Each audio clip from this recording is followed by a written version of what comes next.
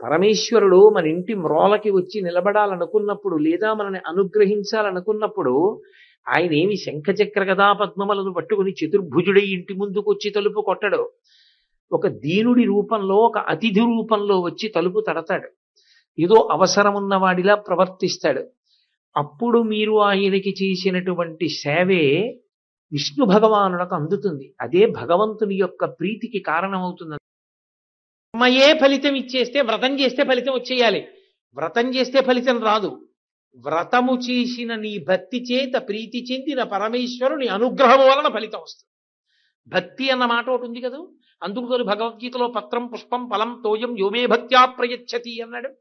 భక్తితో చెయ్యాలి. భక్తి అన్న మాటకు అర్థం చెప్పినట్టు వినడం. చెప్పినట్టు వినడం అన్నది నిజమైతే పరమేశ్వరుడే బొట్టెట్టు కూర్చుంటే నువ్వు బొట్టు లేకుండా పెడతావా? ఏమి నీ అఘాయిత్యం? కాబట్టి ఒక బొట్టు పెట్టుకోవడం అన్న మాట వెనక అంత పవిత్రమైనటువంటి భావజాలం ఉంది.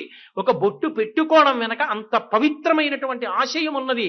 ఒక బొట్టు పెట్టుకోవడం వెనక తనని తాను నియంత్రించుకోవాలనేటటువంటి అంత కుతూహలం ఉన్నది.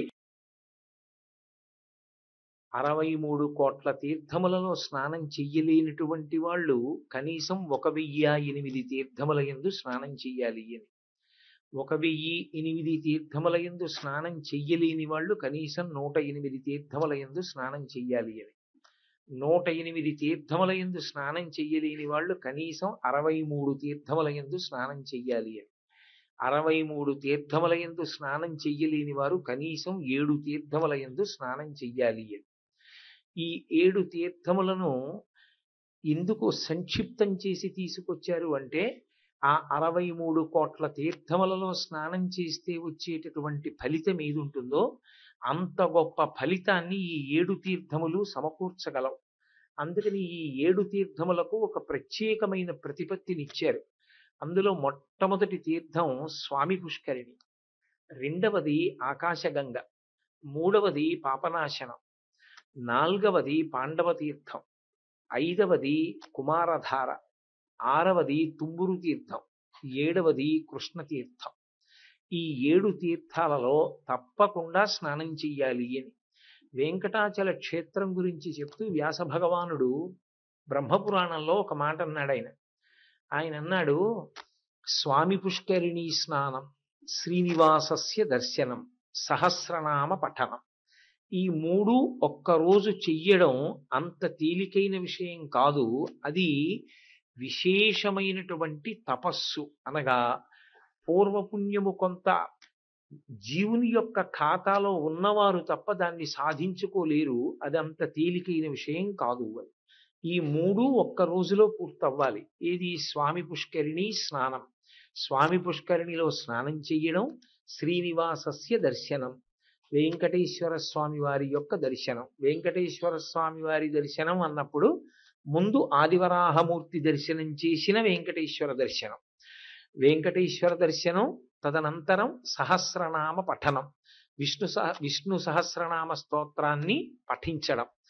ఈ 3 ఒక్కరోజు ఎవరు చేస్తాడో వాడు భగవంతుని యొక్క పరిపూర్ణమైనటువంటి అనుగ్రహానికి నోచుకున్నవాడు అని లెక్కలోకి తీసుకోవచ్చు. ఇక వాడు చెయ్యవలసింది భగవంతుని చేత అనుగ్రహింపబడినటువంటి కటాక్షమును జాగ్రత్తగా నిలబెట్టుకునేటటువంటి ప్రయత్నం చెయ్యాలి.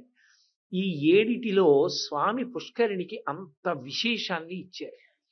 అంత విశేషాన్ని ఇవ్వడానికి ఒక కారణం ఉంది. స్వామి పుష్కరిణి యథార్థమునకు ఒక నది కాదు. ఒక నది కానప్పుడు పుష్కరిణికి ఇంత గౌరవం, ఇంత పవిత్రత ఎక్కడి నుంచి వచ్చాయని ప్రశ్న వేశారు. దాని గురించి వ్యాస భగవానుడు ఒక అద్భుతమైన విషయాన్ని ప్రస్తావన చేశాడు. అందులో ఒకానొకప్పుడు సరస్వతీ నది తపస్సు చేసింది. అన్ని నదుల కన్నా కూడా తాను శ్రేష్టమైనదిగా పరిగణింపబడాలని, అన్ని నదుల కన్నా కూడా తాను పవిత్రమైనదిగా, పాపములను పోగొట్టగలిగినటువంటి శక్తివంతురాలిగా పరిగణింపబడాలని, అటువంటి స్థానం తనకి కలగాలి అని ఆమె విష్ణు భగవానుడు ఉద్దేశించి తపస్సు చేస్తోంది. ఆమె తపస్సు చేస్తున్న కాలంలో పులస్త్య బ్రహ్మ ఆ నదీ తీరంలో తపస్సు చేసుకోవడం కోసం వచ్చారు. వచ్చి ఆయన అక్కడ తపస్సు చేయడానికి కూర్చునేటటువంటి సమయంలో సరస్వతీ నది కొంచెం ఉదాసీనంగా వ్యవహరించింది. నేను ఒక నదీ స్వరూపాన్ని, నేనే జనుల యొక్క పాపకర్మలను కొట్టగలిగిన దాన్ని. మళ్ళీ నేను ఈ ఋషి నా ఒడ్డున తపస్సు చేసుకోవాలని వస్తే లేచి వెళ్ళి స్వాగత సత్కారములు జరపవలసినంత అవసరమే ఉంది అన్న ఉద్దేశ్యంతో ఉదాసీనురాలై వ్యవహరించింది. పెద్దలు వచ్చినప్పుడు లేచి నిలబడడం, స్వాగతం పలకడం కనీస ధర్మం. అలా ప్రవర్తించకపోతే పెద్దలకు వచ్చే నష్టం ఉండదు, యువతల వారి యొక్క తేజస్సు క్షయమైపోతుంది. పైగా వారు పొందవలసినటువంటి ఉన్నత గతులను పొందరు. మీరు గజేంద్ర మోక్షణంలో కూడా ఏనుగుగా పుట్టడానికి కారణం ఇదే. ఆ ద్రవిడ దేశాన్ని పరిపాలించేటటువంటి రాజు రాజ్యాన్ని విడిచిపెట్టి ఎక్కడో పర్వత శిఖరం మీద కూర్చుని తపస్సు చేస్తుండగా అగస్త్య మహర్షి వస్తే నేనెందుకు లేచి నిలబడాలని ఉదాసీనంగా ప్రవర్తించిన కారణం చేతనే ఆయన ఈ పాపము చాలా కాలం కట్టి కుడుపుతుందన్న భావనతో ఒక్క జన్మలో పోయేటట్టుగా వచ్చే జన్మలో నువ్వు ఏనుగువై పుట్టి శరీరాన్ని విడిచిపెట్టేటటువంటి సమయంలో ఆపత్కాలంలో నేను పరమేశ్వరుడు జ్ఞాపకానికి వచ్చి శరణాగతి చేసి ఈశ్వరుని యందు ప్రవేశిస్తావని వరరూపమైన శాపం ఇచ్చాడు. అందుకని పెద్దలు వచ్చినప్పుడు లేచి నిలబడాలి. అలా లేచి నిలబడలేదు సరస్వతీ నది. అది ఎంత నది అయినా, ఎంత నదికి అధిష్టానమైనటువంటి స్వరూపమైన ప్రవర్తించవలసిన రీతిలో ప్రవర్తించలేదు కనుక పులస్త్య బ్రహ్మకి అది ఆగ్రహ కారణమైంది. అది ఆయనకి వ్యక్తిగతమైన కోపం అని మీరు అనుకోకూడదు. మహాత్ముల యొక్క నడవడిని జాగ్రత్తగా అర్థం చేసుకోవాలి. తనకేదో తక్కువ జరిగిందన్నది ఆయన భావన కాదు. అవతల వారు ప్రవర్తించవలసిన రీతిలో ప్రవర్తించకపోతే రేపు లోకంలో ఇదే ఆచారమై కూర్చుంటుంది, జనులు భ్రష్టులవుతారు. కాబట్టి అటువంటప్పుడు వెంటనే ఆ ప్రవర్తనని ఆప్ చేయాలి. అందుకే శ్రీరామాయణంలో ఒక మాట అంటారు, కర్తవ్యమకృతం కార్యం సతాం మన్యుదీరయేత్ అని. మహాత్ములకు కూడా కోపం వస్తుంది. మహాత్ములకు కోపం ఎప్పుడు వస్తుంది అని అడిగారు. చెయ్యవలసిన పని చెయ్యవలసిన సమయంలో చెయ్యకపోతే కోపం వస్తుంది అన్నారు. ఆయన చేశాడు చెయ్యవలసిన పని. ఎప్పుడు చెయ్యాలో అప్పుడు చెయ్యలేదు. దేశము కాలము అత్యంత ప్రధానములు. అందుకే దేశము కాలము ఈ రెండిటి యొక్క విలువ తెలిసిన మహానుభావులలో అగ్రగణ్యుడు స్వామి హనుమ. అందుకే సుగ్రీవుడు ఆయన గురించి మాట్లాడుతూ దేశకాలానువృత్తిశ్చ నయశ్చ నయ పండిత అంటాడు. దేశకాలముల గురించి వాటి సమగ్రమైన విశేషములను నువ్వు తెలుసున్నవాడివి. ఎక్కడ ఎప్పుడు ఎలా ప్రవర్తించాలో నీకు తెలుసు. కాబట్టి హనుమ నిన్నే నేను పంపుతున్నాను అంటారు. అటువంటి దేశకాలముల యొక్క వైభవాన్ని తెలిసి ఉండకపోతే ఇబ్బంది వస్తుంది. అందుకే సమయానికి ఎప్పుడు ఏ కాలంలో ఏది చెయ్యాలో అది చెయ్యనటువంటి వారెవరుంటారో వారి మీద మహాత్ములు ఆగ్రహిస్తారు. ఎందుచేత ఆ సమయంలో చెయ్యవలసింది చేయకపోతే జీవితంలో ఒక అద్భుతమైనటువంటి అవకాశము చేజారిపోతుంది.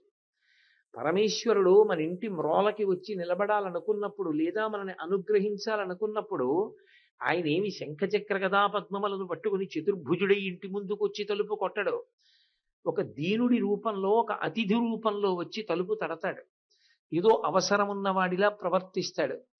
అప్పుడు మీరు ఆయనకి చేసినటువంటి సేవే విష్ణు భగవానులకు అందుతుంది. అదే భగవంతుని యొక్క ప్రీతికి కారణమవుతుంది. అందుకే భాగవతంలో ఊరకరారు మహాత్ములు వా రథముల ఇండ్ల కడకు వచ్చుటలెల్లం కారణము మంగళములకు మీరొచ్చుట శుభము మాకు నిజము మహాత్మ అంటాడు నందుడు గర్గుడు వచ్చినప్పుడు. కాబట్టి దేశకాలములు తెలిసి ఉండాలి. అంతటి మహాత్ముడైనటువంటి పులస్త్య బ్రహ్మ, చతుర్ముఖ బ్రహ్మగారి మానసపుత్రులలో ఒకడు. ఆయన తపస్సు కొరకు సరస్వతీ నదీ తీరాన్ని ఎంచుకోవడం సరస్వతీ నదికి ఒక వైభవం. అక్కడికి వచ్చి ఆయన కూర్చుంటున్నప్పుడు సరస్వతీ నది లేచి ఆయనకి స్వాగతవాక్కు పలకాలి. కానీ అలా స్వాగతం చెప్పలేదు. చాలా మందిలో ఒక దురభిప్రాయం, అసలు ఎక్కడ ఎవరికి స్వాగతం ఉండాలో అక్కడ వారికి స్వాగతం ఉండాలి. ఒక దేవాలయంలో గౌరవం ఎవరికి జరగాలి? భక్తులైన వారికి జరగాలి. ఒక వైద్యశాలలో అందరికన్నా ముందు ఎవరిని చూడాలి? రోగిని చూడాలి. అంతేగాని ఎంత గొప్పవాడు రానివ్వండి, మీరు బాగున్నారా అని పూలదండ వేయరు. ముందు రోగిని చూస్తాడు వైద్యుడు.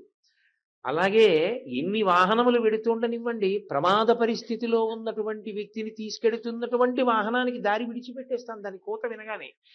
దేశకాలములు ఉంటాయి. ఎప్పుడు ఎక్కడ ఎవరు గౌరవింపబడాలో వారు గౌరవింపబడాలి తప్ప అన్ని వేళలా ఎక్కడా ఎప్పుడూ మేమే గౌరవింపబడాలని ఎవరూ కోరుకోకూడదు. అలా ఎవరైనా కోరుకుంటే అది దేశకాలములు తెలియని పరిస్థితి అని అనుకోవలసి ఉంటుంది. కాబట్టి దేశకాలానువృత్తిశ్చనయశ్చనయ పండిత. కాబట్టి అటువంటి మహానుభావుడైన పులస్త్య బ్రహ్మ సరస్వతీ నదీ తీరానికి వచ్చి తపస్సు చేయడానికి ఉపక్రమిస్తుంటే ఆమె లేచి స్వాగతం పలకలేదు.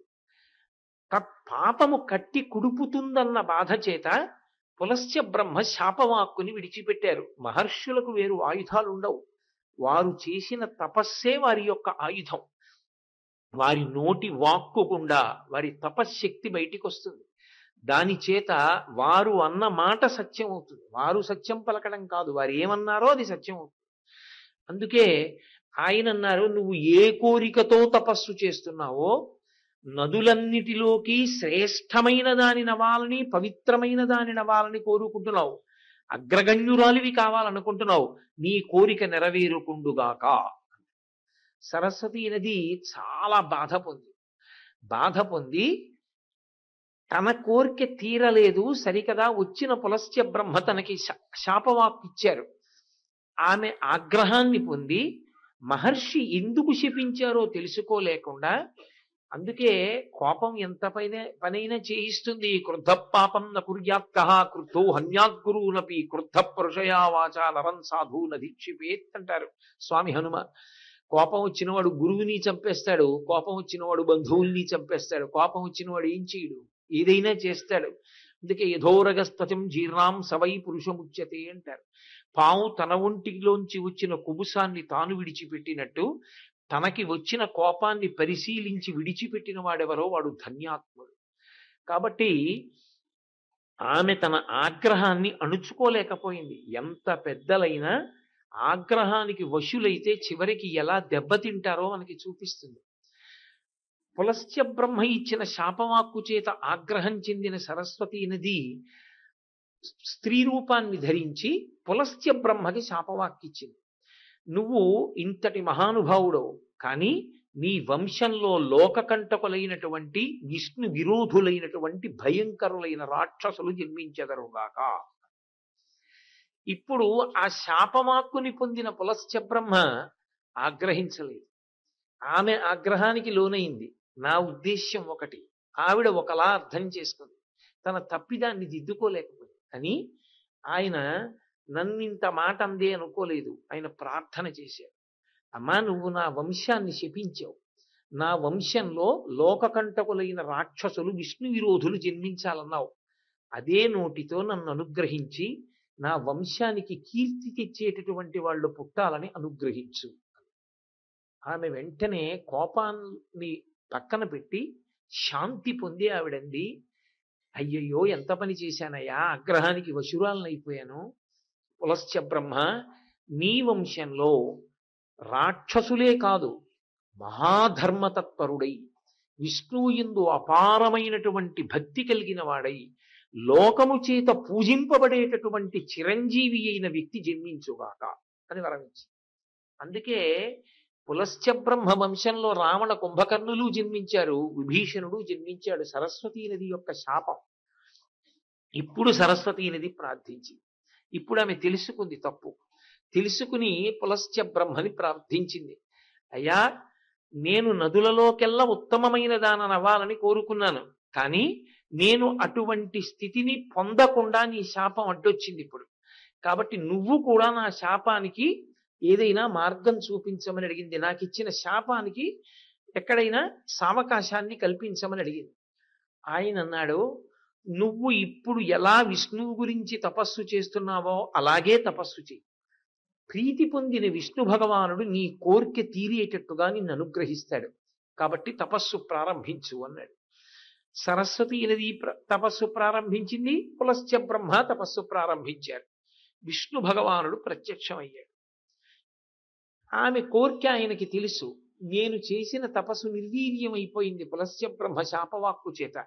కాబట్టి నా కోరిక తీరేటట్టుగా మీరు అనుగ్రహించండి అని అడిగింది.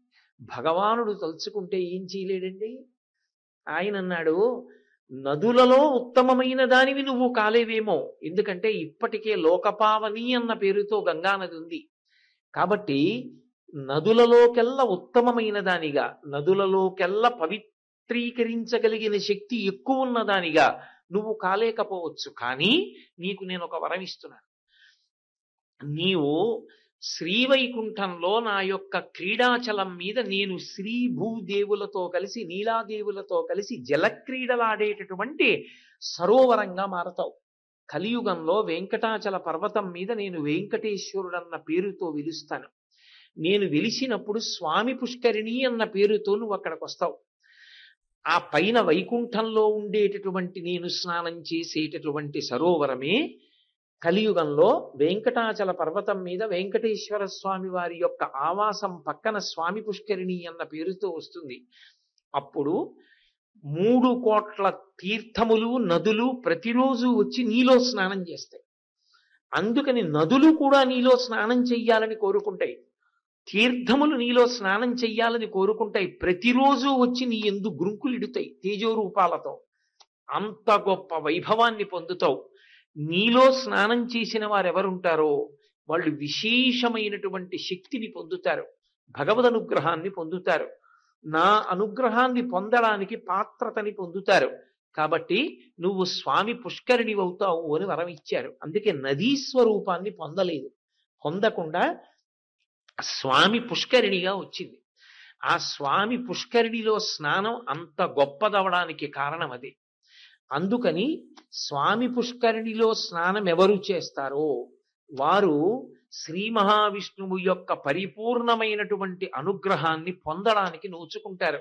అందుకే స్వామి పుష్కరిణి వైభవాన్ని ప్రశంసిస్తూ వెంకటాచల మహాత్యం అనేటటువంటి కావ్యంలో మాతృశ్రీ తరిగొండ వెంగమాంబ గారు ఒక మాట అంటారు.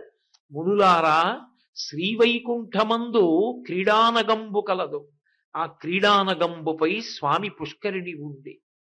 బరగా అప్రాకృత పవిత్ర జలంబులై పరిమళోదకంబునై మహాపూర్ణమయ్యుండు. అందు సిరియు భూ నీలాదేవులతో కూడి పురుషోత్తముండు జలక్రీడలాడుచుండు వేడుకలరా. క్రీడానగంబుతో ఈడకు దిగి వచ్చి విరజాసమానమై ధరణి వెలసి శ్రీహరికి సమ్మతంబగుచు సకల జీవుల పాపములను పరిహరించి తాపముల నణచి ఇష్ట కామ్యార్థముల తానిచ్చుచుండు అని రచన చేసింది ఆవిడ. స్వామి పుష్కరిణి వైభవాన్ని చెప్తూ, ఈ పుష్కరిణి ఎక్కడిదో తెలుసా మునులారా అంటే సూతుడు శౌనకాది మహర్షులకు చెప్పిన ఘట్టాన్ని చెప్తూ చెప్పింది ఆవిడ. మునులారా, శ్రీవైకుంఠంబునందు క్రీడానగంబుపై స్వామి పుష్కరిణి ఉంది. వెంకటాచల పర్వతం మీద ఉన్న పుష్కరిణి శ్రీవైకుంఠంలో శ్రీమన్నారాయణుడు తన ఉభయనాంచారులతో క్రీడించేటటువంటి క్రీడా నగము, ఆయన యొక్క క్రీడాద్రి ఒక కొండ ఉంది. అక్కడ ఆయన వాళ్లతో కలిసి విహారం చేస్తాడు. అక్కడ ఉంది ఒక సరోవరం, అదే స్వామి పుష్కరిణి. అదే వ్యాస భగవానుడు చెప్పినటువంటి పురాణోక్తి.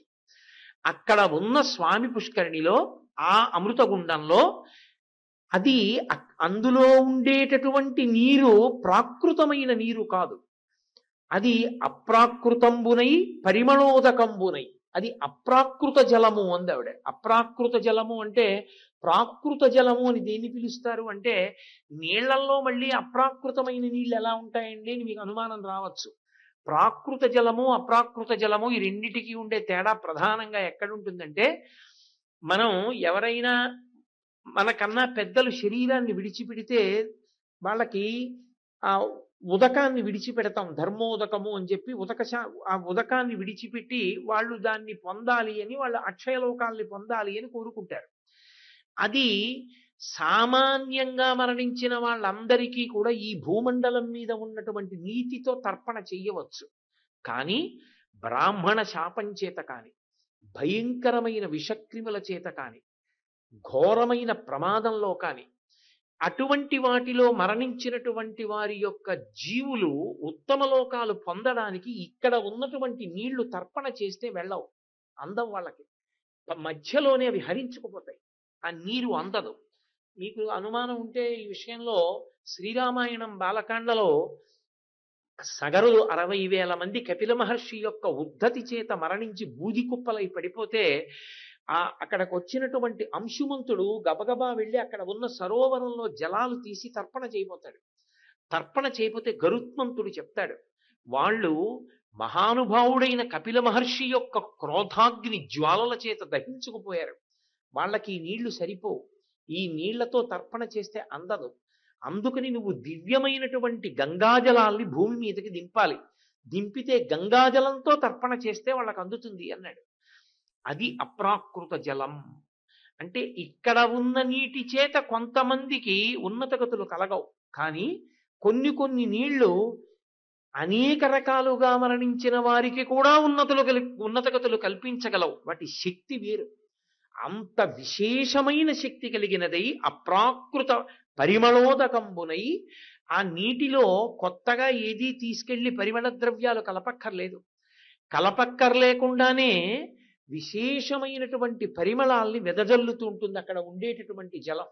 కాబట్టి అప్రాకృత పరిమళోదకంబునై అది మహాపూర్ణమయ్యుండి, అది ఎప్పుడు పూర్ణంగా వడ్లని తొలగతోస్తోందా అన్నట్టుగా నిండి ఉంటుంది ఆ సరోవరంలో ఉండేటటువంటి జలం. ఆ నీటిలో ఎవరు ఆడుకుంటుంటారట? పురుషోత్తముండు సిరియు భూ నీలాదేవులతో కూడి జలక్రీడలాడుచుండు వేడుకలరా. ఆయన వేడుకగా శ్రీ మహాలక్ష్మితో, భూదేవితో, నీలాదేవితో కలిసి ఆ సరోవరంలో దిగి జలక్రీడలు ఆడుకుంటాట. అసలు పరమేశ్వరుని యొక్క స్పర్శ తగిలితేనే ఆ నీటికి శక్తి పెరుగుతుంది. అందుకే కదా అభిషేక జలం తల మీద చల్లుకుంటాం. మహానుభావుడు వాల్మీకి మహర్షి శ్రీరామాయణ రచన చేస్తూ బాలకాండలో ఒక మాట అంటారు, భవాంగపతి తంతోయం పవిత్రమితి పస్పృశు అంటారు. పరమశివుని యొక్క శరీరానికి తగిలింది కాబట్టి గంగానదికి అంత శక్తి వచ్చింది. గంగానది పాపములను పోగొట్టగలిగిన శక్తి దేని వలన పొందింది అంటే పరమశివుని యొక్క శరీరమునకు తగిలిన కారణం చేత అని స్వయంగా వాల్మీకి మహర్షి రామాయణంలో ఆవిష్కరించారు. కాబట్టి భవాంగపతి తంతోయం పవిత్రమితి పస్పృశు, పరమశివుని యొక్క శరీరానికి తగిలితేనే గంగ లోకములో ఉండేటటువంటి జీవులు చేసుకున్న పాపములను తొలగతోయగలిగినటువంటి శక్తిని సంతరించుకుంటే, ఎక్కడో వైకుంఠంలో క్రీడానగం మీద ఉండేటటువంటి ఆ సరోవరంలో శ్రీ మహావిష్ణువు శ్రీదేవితోటి, భూదేవితోటి, నీలాదేవితోటి అక్కడ జలక్రీడలు ఆడుతుంటారు. ఆయన జలక్రీడలాడేటటువంటి ఆ పరమపావనమైన సరస్సు, ఆ క్రీడాచలము వెంకటాచల పర్వతంగా భూమి మీదకి దిగింది. ఆ క్రీడాచలం దిగుతున్నప్పుడు ఆ సరోవరం కూడా కిందికి దిగొచ్చింది. అదే స్వామి పుష్కరిణి అన్న పేరును పొంది. అదే వ్యాస భగవానుడు పురాణంలో సరస్వతీ నది శ్రీ మహావిష్ణువు యొక్క అనుగ్రహంతో ఆ స్థితిని పొందిందని చెప్తే, తరిగొండ వెంగమాంబ గారు వెంకటాచల మహాత్యంలో అదే విషయాన్ని మళ్ళీ వర్ణన చేసి చెప్పారు. కాబట్టి అది స్వామి పుష్కరిణిగా వచ్చింది. ఇప్పుడు ఆ స్వామి పుష్కరిణి ఉన్నదే, దానిలోకి సమస్త నదులు వచ్చి స్నానం చేస్తాయి. కాబట్టి శ్రీహరికి సమ్మతం బగుచు ఆ పక్కనే ఉన్నటువంటి వెంకటేశ్వర స్వామి వారి యొక్క పరిపూర్ణమైనటువంటి అనుగ్రహము చేత ఆ శక్తిని పొందినటువంటి స్వామి పుష్కరిణీ జలముల యందు సమస్త నదులు, తీర్థములు ప్రవేశించి తాము పవిత్రమవుతుంటాయి. అందుకని గంగాది నదులకు మాతృదేవతయై సకల జీవుల పాపములను తొలగతోసి సమస్త జీవుల యొక్క పాపములను తీసేస్తుంది పుష్కరిణి. కేవలము పాపములను తొలగించడమే కాదు, పుష్కరిణికి ఒక శక్తినిచ్చాడు పరమేశ్వరుడు. ఏమా శక్తి అంటే, ఆ పుష్కరిణిలోకి వెళ్ళి స్నానం చేస్తే స్వామి పుష్కరిణి స్నానం చేసినంత మాత్రము చేత తాపములను అణచి ధార్మికమైన కోరికలు కొన్ని ఉంటాయి. అవి ఉండకూడదు అని ఎవ్వరూ అనకూడదు, తప్పది. ఉంటాయి కొన్ని కోరికలు. నాకు పెళ్ళవ్వాలి అని ఒకడు కోరుకున్నాడు అనుకోండి, అదేం దోషం కాదు. గృహస్థాశ్రమ స్వీకారం చెయ్యాలని కోరుకోవడం న్యాయం. నాకు బిడ్డలు కలగాలి అని కోరుకున్నాడు అనుకోండి, న్యాయం. నాకు అన్నవస్త్రాదులు దొరకాలి అని కోరుకున్నాడు అనుకోండి, న్యాయం. ధార్మికమైనటువంటి కోర్కెలు తీరనటువంటి కారణం చేత విశేషమైనటువంటి తాపముతో సొక్కిపోతున్న వ్యక్తుల యొక్క తాపాన్ని పోగొట్టి ఆ కోర్కెలను తీర్చగలిగినటువంటి శక్తి కలిగినదై ఉంటుంది స్వామి పుష్కరిణి. అందుకని తాపమడచి ఇష్ట కామ్యార్థములతా నిచ్చుచుండు. ఆ పుష్కరిణి శ్రీ మహావిష్ణువు యొక్క అనుగ్రహము చేత తనంత తానుగా జీవులకు కోర్కెలను తీర్చగలిగినటువంటి శక్తిని పొంది ఉన్నది. దాని గొప్పతనం ఏమిటి అంటే, దానికి వాయవ్య భాగంలోనే భూసహితుడై వరాహమూర్తి ఉంటారు. ఆ ఆదివరాహమూర్తి ఇప్పటికీ తేజోరూపంలో ఆ కొండ మీద తిరుగుతూ ఉంటారట. అందుకే స్వామి పుష్కరిణిలో ఉండేటటువంటి వాయవ్య భాగానికి వరాహ తీర్థము అని పిలుస్తారు. మళ్ళీ అక్కడ స్వామి తిరుగుతూ ఉంటారు. భూదేవి సహితుడై ఆదివరాహమూర్తి కూడా దానిలో స్నానం చేస్తారు అని. ఒకప్పుడు ఆయన స్నానం చేస్తే సముద్రాల్లో యద్రోమరంధ్ర పరిపూర్తి విధావదక్షౌ వరాహ జన్మని బభూవ రమీ సముద్రాహ అన్నాడు లీలాచకుడు శ్రీకృష్ణ కర్ణామృతంలో. ఆయన వెళ్ళి సముద్రం లోపలికి దిగితే హిరణ్యాక్షుణ్ణి పట్టుకుందామని సముద్ర జలాలన్నీ ఆయన రోమకూపాల్లోకి వెళ్ళిపోయి నీళ్లు ఇంకిపోయి, అటువంటి వాడు ఇప్పటికీ పుష్కరిణిలో స్నానం చేస్తుంటాడు. అంతటి మహానుభావుడు ఆ పుష్కరిణిలో స్నానం చేస్తాడు. వెంకటేశ్వర స్వామి వారి యొక్క పరిపూర్ణానుగ్రహాన్ని పొంది సరస్వతీ నదియే స్వామి పుష్కరిణి స్వరూపంగా వచ్చి అక్కడ వెలిసింది. కాబట్టి అంత గొప్ప పుష్కరిణి కాబట్టి దాని యందు స్నానం చేయడం సర్వోత్కృష్టమైనటువంటి స్థితి. అటువంటి స్వామి పుష్కరిణి స్నానాన్ని వదిలిపెట్టుకోవడము అంటే వెంకటాచలం వెళ్ళి జీవితంలో ఏదో గొప్ప విశేషాన్ని పోగొట్టుకున్నట్టు. పైగా నేను మీతో మొట్టమొదట్లోనే ప్రస్తావన చేశా, అసలు ఒక్క రోజులో వెంకటాచలంలో పొందేటటువంటి అత్యద్భుతమైనటువంటి విషయములు 3 అని వ్యాసవాక్కు.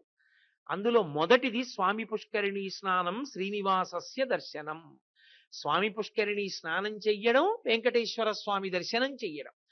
నేను ఎక్కడో ఏదో తీసుకున్నానండి ఒక చిన్న నివాస గృహం, అందులో స్నానం చేసి దర్శనానికి వెళ్ళిపోతున్నాను అంటే భగవంతుని యొక్క పరిపూర్ణానుగ్రహాన్ని పొందడానికి అవసరమైనటువంటి 3టిలో ఒకదాన్ని విడిచిపెట్టేసుకున్నట్టే. కాబట్టి ఒక రోజులో ఈ 3 జరిగేటట్టుగా చక్కగా ప్రణాళికా నిర్మాణం చేసుకోవాలి యాత్రకు వెళ్ళినప్పుడు. కాబట్టి మొట్టమొదటిది స్వామి పుష్కరిణి. అందుకే స్వామి పుష్కరిణి గురించే చెప్తూ ఒక మాట అంటారు, స్వామి పుష్కరిణి స్నానం సద్గురోః పాదసేవనం ఏకాదశి వ్రతం చాపి త్రయం అత్యంత దుర్లభం. స్వామి పుష్కరిణి స్నానం దొరకమంటే దొరికేది కాదు. ఎందుకో తెలుసా? కొన్ని లక్షల మంది పర్వతం మీదకి వెళ్ళొచ్చు, కొన్ని పదుల మందే పుష్కరిణిలో స్నానం చేస్తూ ఉంటారు. ఏమండి మరి ఇంత గొప్పది కదా పుష్కరిణి, ఎక్కడ చూసినా అలా సూచన చేశారే పుష్కరిణి స్నానం చెయ్యండి అని, ఆఖరికి ప్రసాదం కవర్ వెనకాతల కూడా ముద్రణ చేశారే, మరి ఎందుకండి స్వామి పుష్కరిణిలో అంతమంది స్నానం చేయరు, అన్ని లక్షల మంది ఎందుకు వెళ్ళరు స్నానానికంటే ఒక్కటే కారణం, అంత గొప్ప ఫలితాన్ని వీడికి కట్టబెట్టేయచ్చా అన్నది చూస్తాడు పరమేశ్వరుడు. అదే మాయ. మహామాయా విశ్వం భ్రమయసి పరబ్రహ్మ మహిషి అంటారు సౌందర్యలహరి చేస్తూ శంకర భగవత్పాదులు. ఇంత పెద్ద అనుగ్రహం కట్టపెట్టడమే. అందుకని అబ్బా పుష్కరిణికి ఏం పెడతాను లేదురు అనేవాడు ఒకడు, చల్లేసుకుందాం లేదురు అనేవాడు ఒకడు. స్వామి పుష్కరిణికి వెళ్లి సంకల్పంతో స్నానం చేసి అంత గొప్ప అనుగ్రహానికి పాత్రులవుదామనేటటువంటి బుద్ధి స్థిరంగా నిలబడాలంటే పరమేశ్వరానుగ్రహము ప్రోది అయితే తప్ప సంభవము కాదు. శివశక్త్యాయుక్తో యది భవతి శక్త ప్రభవితుం నచేదేవం దేవో నకలు కుశల స్పందితుమపి అతస్త్వామారాధ్యాం హరిహర విరించాదిభిరపి ప్రణంతుం స్తుతుం వా కథమకృత పుణ్య ప్రభవత్. శంకరుడు సౌందర్యలహరి చేస్తూ అంటారు, అంత తేలిక అమ్మా, ప్రణంతుం స్తుతుం వా, నీకు నమస్కరించాలన్నా నిన్ను స్తోత్రం చెయ్యాలన్నా కథమకృత పుణ్య ప్రభవతి, చేసిన పుణ్యం లేకుండా పాత్రత లేకుండా ఎలా సంభవం అవుతుందమ్మా అంటారు. కాబట్టి భగవంతుని యొక్క అనుగ్రహాన్ని ప్రోది చేసుకున్నవాడు మాత్రమే దాన్ని సాధించుకోగలుగుతాడు. అందుకే నేను మీతో మనవి చేసింది, దాన్ని ప్రోది చేసుకోవడానికి ఏదో కష్టపడిపోవాలని మీరు అనుకోక్కర్లేదు. బయలుదేరేటప్పుడు మీ కులదేవతకి నమస్కారం చేసి బయలుదేరడమే స్వామి పుష్కరిణి స్నానం చెయ్యాలనేటటువంటి కోరిక బలంగా నిలబడి పుష్కరిణి స్నానం చెయ్యడానికి హేతు అవుతుంది. కాబట్టి ఇంటి దగ్గర ఆ అనుమతి తీసుకుని, నగరాధిష్టాన దేవత యొక్క అనుమతి తీసుకుని బయలుదేరాలి. నిన్న మీతో నేను మనవి చేశా, రామచంద్రమూర్తి అంటే రామాయణంలో ఆయన ఎలా ప్రవర్తించి చూపించాడో అదే మనందరికీ ఆదర్శం. అందుకే వేదోపబృంహణం, వేద వేద్యే పరే పుంసి జాతే దశరథాత్మజే వేద ప్రచేతసాదాసి సాక్షాత్ రామాయణాత్మన. వేదమే వేదోపబృంహణమై శ్రీరామాయణంగా భూమి మీదకొస్తే వేదము చేత ప్రతిపాదింపబడినటువంటి పరమేశ్వరుని యొక్క స్వరూపమే రామచంద్రమూర్తిగా నరుడిగా భూమి మీద నడయాడాడు. అంతటి మహానుభావుడు తాను బయలుదేరి వెళ్ళిపోతూ అరణ్యవాసానికి అయోధ్యానగరం వంక తిరిగి నమస్కారం చేస్తూ అంటాడు, ఆపృచ్ఛేత్వాం పురీ శ్రేష్ఠే కాకుత్స పరిపాలితే దైవతాని చ యానిత్వం పాలయంత్యా వసంతి చ అంటాడు. ఓ అయోధ్యానగరమా, పురీ శ్రేష్ఠే, నగరములలో శ్రేష్టమైన దాన.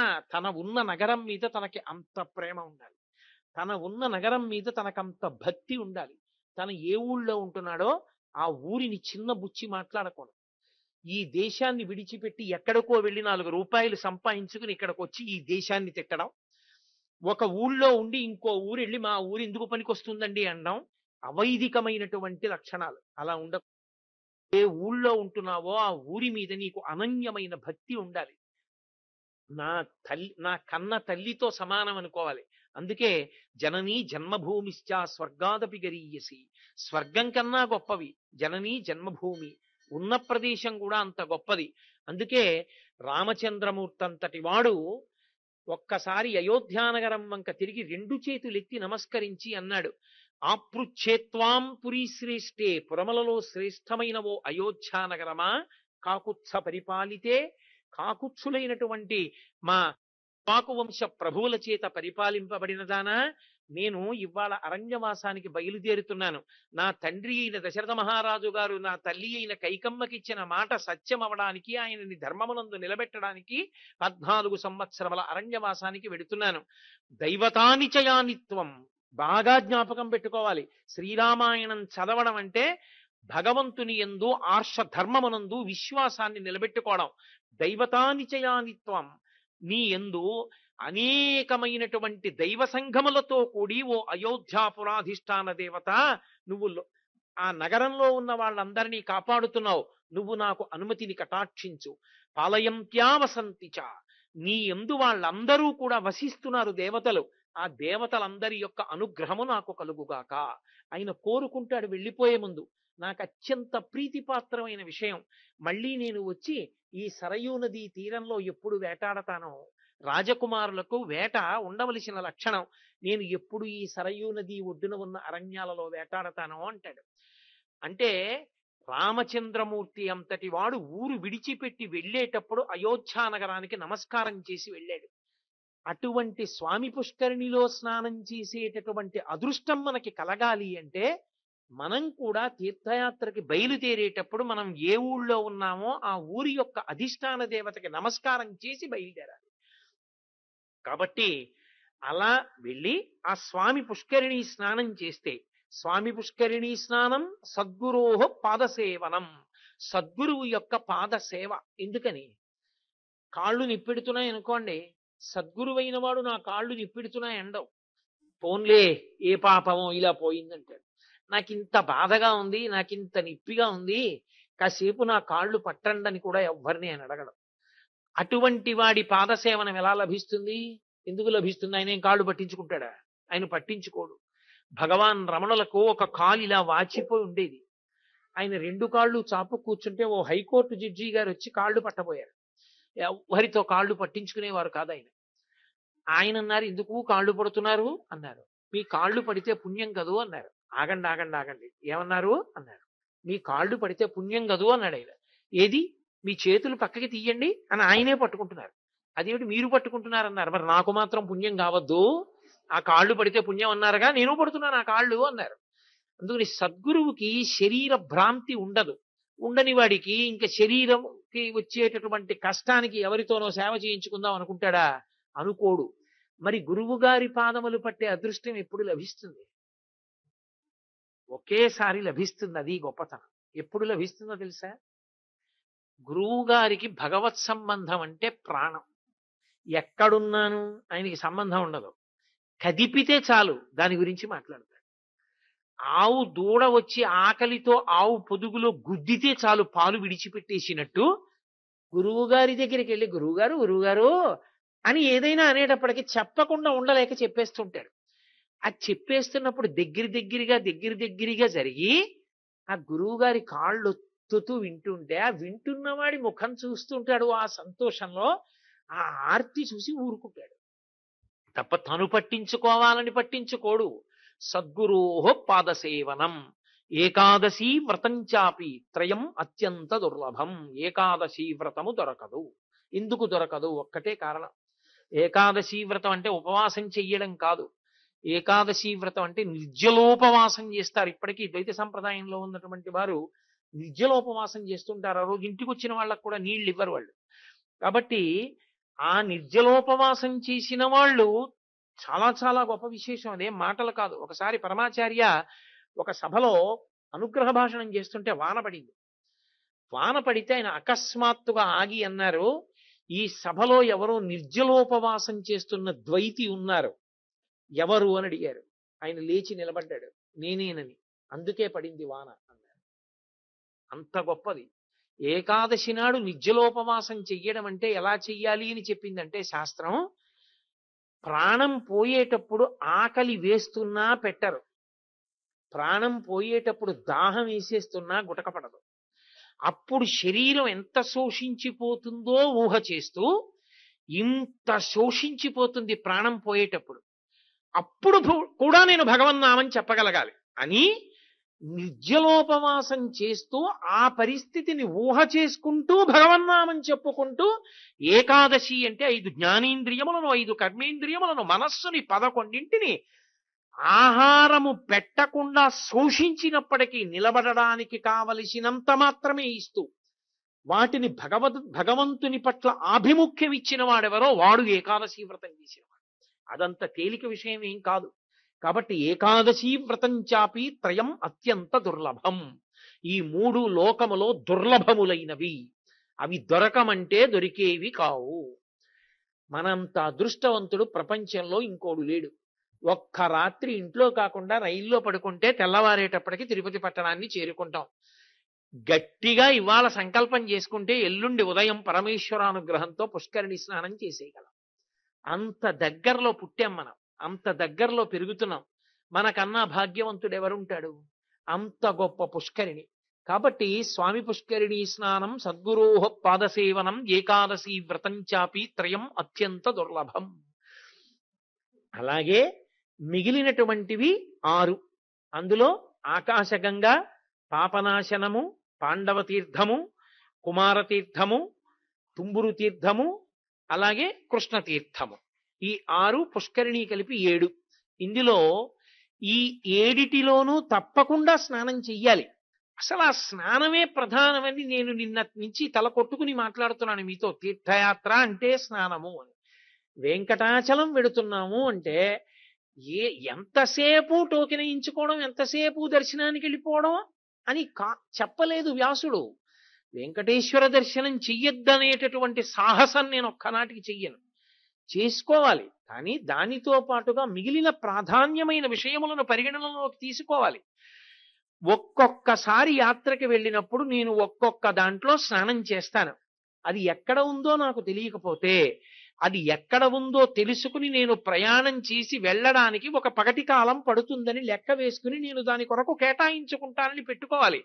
అంతేకాని ఇలా సమయాన్ని చూసుకుంటూ పరుగులెత్తే పద్ధతి పెట్టుకోకూడదు. చేసిన పని చక్కగా ప్రశాంతంగా చెయ్యాలి. ఎక్కడ శాస్త్రము మీద విశ్వాసం ఉంటుందో అక్కడే ఫలితం ఉంటుంది. శాస్త్రస్య గురువాక్యస్య సత్యబుద్ధ్యావధారణ సా శ్రద్ధా గతితా సిద్భి యయా వస్తూపలభ్యతే. శాస్త్రవాక్కు గురువాక్కు సత్యములనేటటువంటి పూనికతో చేసినటువంటి పనులకే శ్రద్ధ అని పేరు. ఆ శ్రద్ధ చేతనే సమస్త ఫలితములు కలుగుతాయి. ఆ శ్రద్ధ లేని వాడికి ఫలితం ఎక్కడి నుంచి వస్తుంది? కాబట్టి పాపనాశన ఆకాశగంగా. ఆకాశగంగా ఇప్పటికీ పురాణంలో వ్యాసుడు దాని గురించి చెప్తూ ఒక మాట అన్నాడు. ఆకాశమునందు ప్రవహించేటటువంటి గంగా నదియే వెంకటాచల పర్వతమునందు పర్వతంలో ఉండేటటువంటి బ్రద్దలైన భాగము నుండి విలికి వచ్చి కింద పడుతోంది. అది స్వయంగా ఆకాశగంగా. కాబట్టి అది అప్రాకృత జలం. అంత గొప్ప ఆకాశగంగా స్నానం చేసి తీరాలి. ఆకాశగంగా స్నానాన్ని చెయ్యాలి. కానీ ఆకాశగంగా స్నానం చేసి, పాపనాశనం స్నానం చేసి, కుమారతీర్థం చేసి ఇన్ని చెయ్యడానికి కావలసినంత పటిమతో నేను లేనండి ఇప్పుడు. ఇవన్నీ తెలుసుకుందాం అనుకునే వేళటికి వయస్సు మలిపొద్దు వైపుకు వెళ్ళిపోయింది. దేహదారుఢ్యం లేదు, ఇక తిరగలేను అనుకుంటాడా? వ్యాస భగవానుడు మనకి అభయం ఇచ్చాడు. ఒక్కొక్క తీర్థానికి ఒక్కొక్క సమయాన్ని చెప్పాడు ఆయన. ఈ సమయాన్ని జ్ఞాపకం పెట్టుకుని నువ్వు వెళ్ళి ఆ తీర్థంలో స్నానం చేస్తే, వ్యాసవాక్కు తిరుగులేని వాక్కు. వ్యాసుడు చెప్పిన తర్వాత అంత స్నానానికే వస్తుందా అండి అంటే నీకు శ్రద్ధ లేదని గుర్తు. వ్యాసుడి కన్నా గొప్పవాడు లోకంలో లేడు. వ్యాసుడు చెప్పాడు అంటే నమ్మి తీరవలసినదే. ఇక నమ్మనన్నవాడి కర్మ తప్ప నేనేం చేయలేను. వ్యాసుడు ఒక్కొక్క తీర్థం గురించి చెప్తూ ఒక మాట అన్నాడు, ఇక పునర్జన్మ లేదన్నాడు. ఆ తీర్థంలో ఆ కాలంలో వెళ్ళి సంకల్ప సహిత స్నానం చేస్తే వాడికి ఇక పునర్జన్మ లేదన్నాడు కొన్నిటి విషయంలో. అంత గొప్పది. అందులో ఆకాశగంగకి సంబంధించినంత వరకు చైత్ర శుద్ధ పౌర్ణమి ఆకాశగంగా స్నానాన్ని కానీ చేస్తే, చైత్ర శుద్ధ పౌర్ణమి నాడు సంకల్ప సహితంగా ఆకాశగంగలో స్నానం చేసి మీ శక్తి కొలది దాన ధర్మములను అక్కడ ఆచరించగలిగితే ఆ రోజున 63 కోట్ల తీర్థముల యందు స్నానం చేసిన ఫలితాన్ని ఇచ్చేస్తానని చెప్పారు. ఒక్కొక్క సమయమునందు ఆ తీర్థము అంత శక్తితో ఉంటుంది. అన్ని తీర్థములు దాని యందు ప్రవేశిస్తాయి. కాబట్టి చైత్ర శుద్ధ పూర్ణిమ ఆకాశగంగ. అలాగే పాపనాశనం. పాపనాశనానికి సంబంధించినంత వరకు ఆదివారం, సప్తమి, హస్త, పుష్యమి ఈ 2 నక్షత్రాల్లో ఏదైనా ఒక నక్షత్రాన్ని కూడి ఉన్నప్పుడు, మొన్న ఉత్తరాయణ పుణ్యకాలం ప్రవేశించినప్పుడు ఆదివారం సప్తమి తిథితో హస్తా నక్షత్రంతో ప్రవేశించింది. అది పాపనాశనమునందు స్నానం చెయ్యడానికి అత్యంత అనుకూలమైన సమయం. పుష్యమి నక్షత్రంతో కానీ హస్తా నక్షత్రంతో కానీ కలుస్తూ సప్తమి తిథి ఆదివారంతో కూడితే పాపనాశనం స్నానానికి వెళ్ళాలి. అంటే పంచాంగం పట్టుకుని చూసుకోవాలి. ఎక్కడైనా సప్తమి ఆదివారంతో కలిసిందా? సప్తమి ఆదివారంతో కలిసి హస్త కానీ పుష్యమి కానీ కలిసిందనుకోండి, మన జన్మ పంట పండిపోయిందని గుర్తు. ఎందుకని? హాయిగా వెంకటాచలానికి వెళ్ళి ఆ పాపనాశన తీర్థంలో సంకల్ప సహితంగా స్నానం చేస్తే 63 కోట్ల తీర్థముల యందు స్నానం చేశాడు అని ఫలితాన్ని ఇస్తారు. ఏం సామాన్యమైన ఫలితమా? అందుకే దేశకాలములకు అంత శక్తి ఉంటుంది అంటారు. కాబట్టి పాపనాశన తీర్థమునకు అది వైభవోపేతమైనటువంటి కాలం. ఇక ఆకాశగంగా, పాపనాశనము ఈ రెండిటి తర్వాత పాండవ తీర్థం. పాండవ తీర్థంలో వైశాఖ మాసంలో వచ్చేటటువంటి ఏ తిథి నాడైనా స్నానం చేయొచ్చు. వైశాఖ మాసం అంతా కూడా యోగ్యమే. పాండవ తీర్థం చాలా చాలా గొప్పది. ఆ కురుక్షేత్ర సంగ్రామంలో ఎందరినో సంహరించినటువంటి పాపం పోవడానికి పాండవుల్ని వెంకటాచలంలో ఉండమన్నారు కృష్ణ భగవానుడు కొంతకాలం. ఆ పాండవులు వచ్చి అక్కడ ఉన్నారు. మలయాళ స్వామి వారు తపస్సు చేసినటువంటి ప్రదేశం అవి కూడా ఇప్పటికీ ఉంటే అక్కడ బ్రహ్మాండమైనటువంటి తీర్థధార వెడుతుంటుంది. వెంకటాచలంలో వెంకటేశ్వర స్వామి వారి క్షేత్రపాలకుడు పెద్ద రుద్రశిల అని ఉంటుంది. పరమశివుడు ఆ క్షేత్రానికి పరిపాలకుడు. అది ఆ గుండు తిరుగుతూ ఉండేది లోపల దేవాలయంలో తిరిగేది. తాళం వేసి బయటికి వచ్చేసిన తర్వాత కొన్ని కారణాల చేత దాన్ని తీసుకొచ్చి బయట పెట్టేశారు పాండవ తీర్థంలో. ఇప్పటికీ అక్కడ ఉంటుంది అది. దాని కింద నుంచి వస్తూ ఉంటుంది ఆ జలధార. వైశాఖ మాసంలో ఏ తిథి నాడైనా సరే అక్కడికి వెళ్ళి ఆ తీర్థంలో స్నానం చేస్తే అక్కడే సొరంగంలా ఉంటుంది. పెద్ద శిల కింద పంచపాండవులు, ద్రౌపది, కుంతీదేవి, కృష్ణ భగవానుడి యొక్క విగ్రహాలు చెక్కబడి ఉంటాయి. అసలు అక్కడ ఒక పెద్ద వృక్షం ఉంటుంది.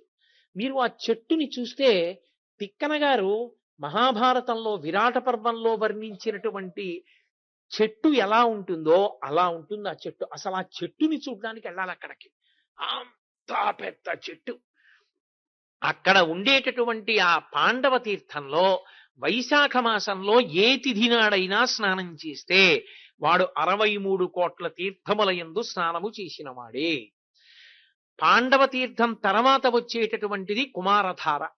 కుమారధార స్నానం చెయ్యడానికి పరమయోగ్యమైన కాలం మాఘమాసంలో వచ్చేటటువంటి పౌర్ణమి. అంటే అది అనుకూలం. మాఘశుద్ధ పౌర్ణిమ నాడు వెంకటాచలం వెళ్లి కుమారధారలో స్నానం చేస్తే 63 కోట్ల తీర్థములలో స్నానం చేసినట్లే. అవకాశం ఉందనుకోండి, కొద్దిగా వయస్సు బలం ఉన్నాయనుకోండి, చక్కగా ఈ తిథులు వెతుక్కుని ఒక్కొక్క తిథి ఉన్నప్పుడు ఒక్కొక్క తీర్థానికి వెళ్ళి కనీసం ఈ 7 తీర్థాల్లో స్నానం చేస్తే పెద్దవాడైన తర్వాత, తాతగారైన తర్వాత ధైర్యంగా చెప్పుకోవచ్చు, రే ఈ శరీరం 7 తీర్థముల యందు మధ్యన వాడిందిరా అని చెప్పుకోవచ్చు. ఇంట్లో వాళ్ళకి ఒక మార్గదర్శకుడు అవుతాడు. కాబట్టి మాఘశుద్ధ పూర్ణిమ కుమారధార యందు స్నానం చేయాలి. కానీ మాఘశుద్ధ పూర్ణిమ కుమారధారా స్నానానికి ఒక నియమం ఉంది. మధ్యాహ్నం 12 గంటలకి చేయాలి. అది అన్ని వేళలా చేసేది కాదు. మాఘశుద్ధ పూర్ణిమ మధ్యాహ్నం 12 గంటలకి మాత్రమే 63 కోట్ల తీర్థములు ఆవహిస్తాయి. కాబట్టి కాశీపట్టణంలో గంగానదిలో మణికర్ణికా తీర్థంలో మధ్యాహ్నం 12 గంటలకి ప్రతిరోజు ఎలా స్నానం చేస్తారో అలా మాఘశుద్ధ పూర్ణిమ మధ్యాహ్నం 12 గంటల వేళ కుమారధారకి ప్రత్యేకత. ఇక పాపనాశనం పాండవ తీర్థము, కుమారధార తర్వాత వచ్చేటటువంటిది తుంబురు తీర్థం. తుంబురు తీర్థం అక్కడే గుహలో తరిగొండ వెంగమాంబ గారు చాలా కాలం ఉన్నారు. వెంకటేశ్వర స్వామి వారు ఆవిడతో మాట్లాడుతుండేవారు. ఆవిడ మొరపెట్టుకుంది, జనం విపరీతంగా వచ్చేస్తున్నారు, కొన్ని వేల మంది వెళ్ళిపోయేవారు ఆవిడ దర్శనానికి. ఆవిడ వ్రాసిన వెంకటాచల మహాత్యం పుస్తకాన్ని వ్రాతపతి వ్రాసి తెచ్చుకుని ఒక్కసారి చదువుకుంటే పెళ్లి కాని ఆడపిల్లలకి పెళ్లిళ్ళు అవుతాయి. అసలు తరిగొండ వెంగమాంబ గారు రాసిన వెంకటాచల మహాత్యం పుస్తకం ఇంట్లో లేకపోతే ఆ ఇంట్లో ఏదో కొద్దిగా తెలుసుకోవలసిన విషయం తెలుసుకుని ఉంచుకోవలసిన పుస్తకం ఉంచుకోని వారు అని తెలిసిపోతుంది. ఓ ఇంట్లో పుస్తకాలు కనపడ్డాయనుకోండి, తరిగొండ వెంగమాంబ గారి వెంకటాచల మహాత్యం ఉందా అండి అని అడిగారు అనుకోండి, ఆయనకి ఎంత ముఖ్యమైన పుస్తకం ఉంచుకోవలసిన అవసరం ఉందన్న దాని మీద కొంత సాధన చేసి ఉన్నాడా లేదా అన్నది అర్థమైపోతుంది. అసలు నా వ్యక్తిగత అభిప్రాయం అయితే వెంకటాచలం వెళ్ళినప్పుడు కొద్ది సమయాన్ని కేటాయించుకుని చక్కగా అందరూ కూర్చుని తరిగొండ వెంగమాంబ గారి బృందావనంలో వెంకటాచల మహాత్యాన్ని చదువుకోవడం కన్నా మంచి పని ఇంకొకటి లేదు. అంతటి మహాతలి. ఆవిడికి వెంకటేశ్వర స్వామి చెప్పారు, ఇక్కడ ఉండకు, ఇక్కడ ఉంటే జనం ఇలాగే వచ్చి నీ దర్శనమని ఇబ్బంది పెడుతున్నారు, నువ్వు తుంబురు తీర్థానికి వెళ్ళిపోయి తుంబురు కోణలో ఉండన్నారు. అంటే ఆవిడ తుంబురు కోణలోనే ఒక గుహలో ఉండేది. ఒకనాడు ఆవిడ స్నానం చేసి వస్తూ ఉంటే ఒక బ్రాహ్మణుడు చూసేశాడు. ఆయన కుష్ఠవ్యాధిగ్రస్తుడు. ఆమె యొక్క అనుగ్రహం చేత పోయింది. పోతే ఆవిడంది, నేను ఇక్కడ ఉన్నానని ఎవరికీ చెప్పకు, చెపితే నీ తల పగిలిపోతుందండి. ఆయన మళ్ళీ తిరుమల వెళ్ళాడు. నీకు వ్యాధి ఉండేది కదా, పోయింది, ఇలా ఎందుకయింది, ఏమైంది, ఎవరిని చూసావు, చెప్పు చెప్పు చెప్పు చెప్పు అంటే ఆపుకోలేక చెప్పేశాడు. చెప్పి ప్రమాదానికి లోనైతే జనం మళ్ళీ తుంబురు కోనకి వెళ్ళిపోయారు. తల్లికి ఏం చెయ్యాలో అర్థం కాక వెంకటేశ్వరుణ్ణి అడిగితే సజీవ సమాధిలో ఉండమంటే తల్లి సజీవ సమాధిలో ఉంది. అంతటి మహాతల్లి తరిగొండ వెంగమాంబ గారంటే. ఇప్పటికీ తరిగొండ వెంగమాంబ గారి యొక్క ముత్యాల హారతితోనే వెంకటాచలంలో కార్యక్రమాలు పరిసమాప్తమవుతాయి.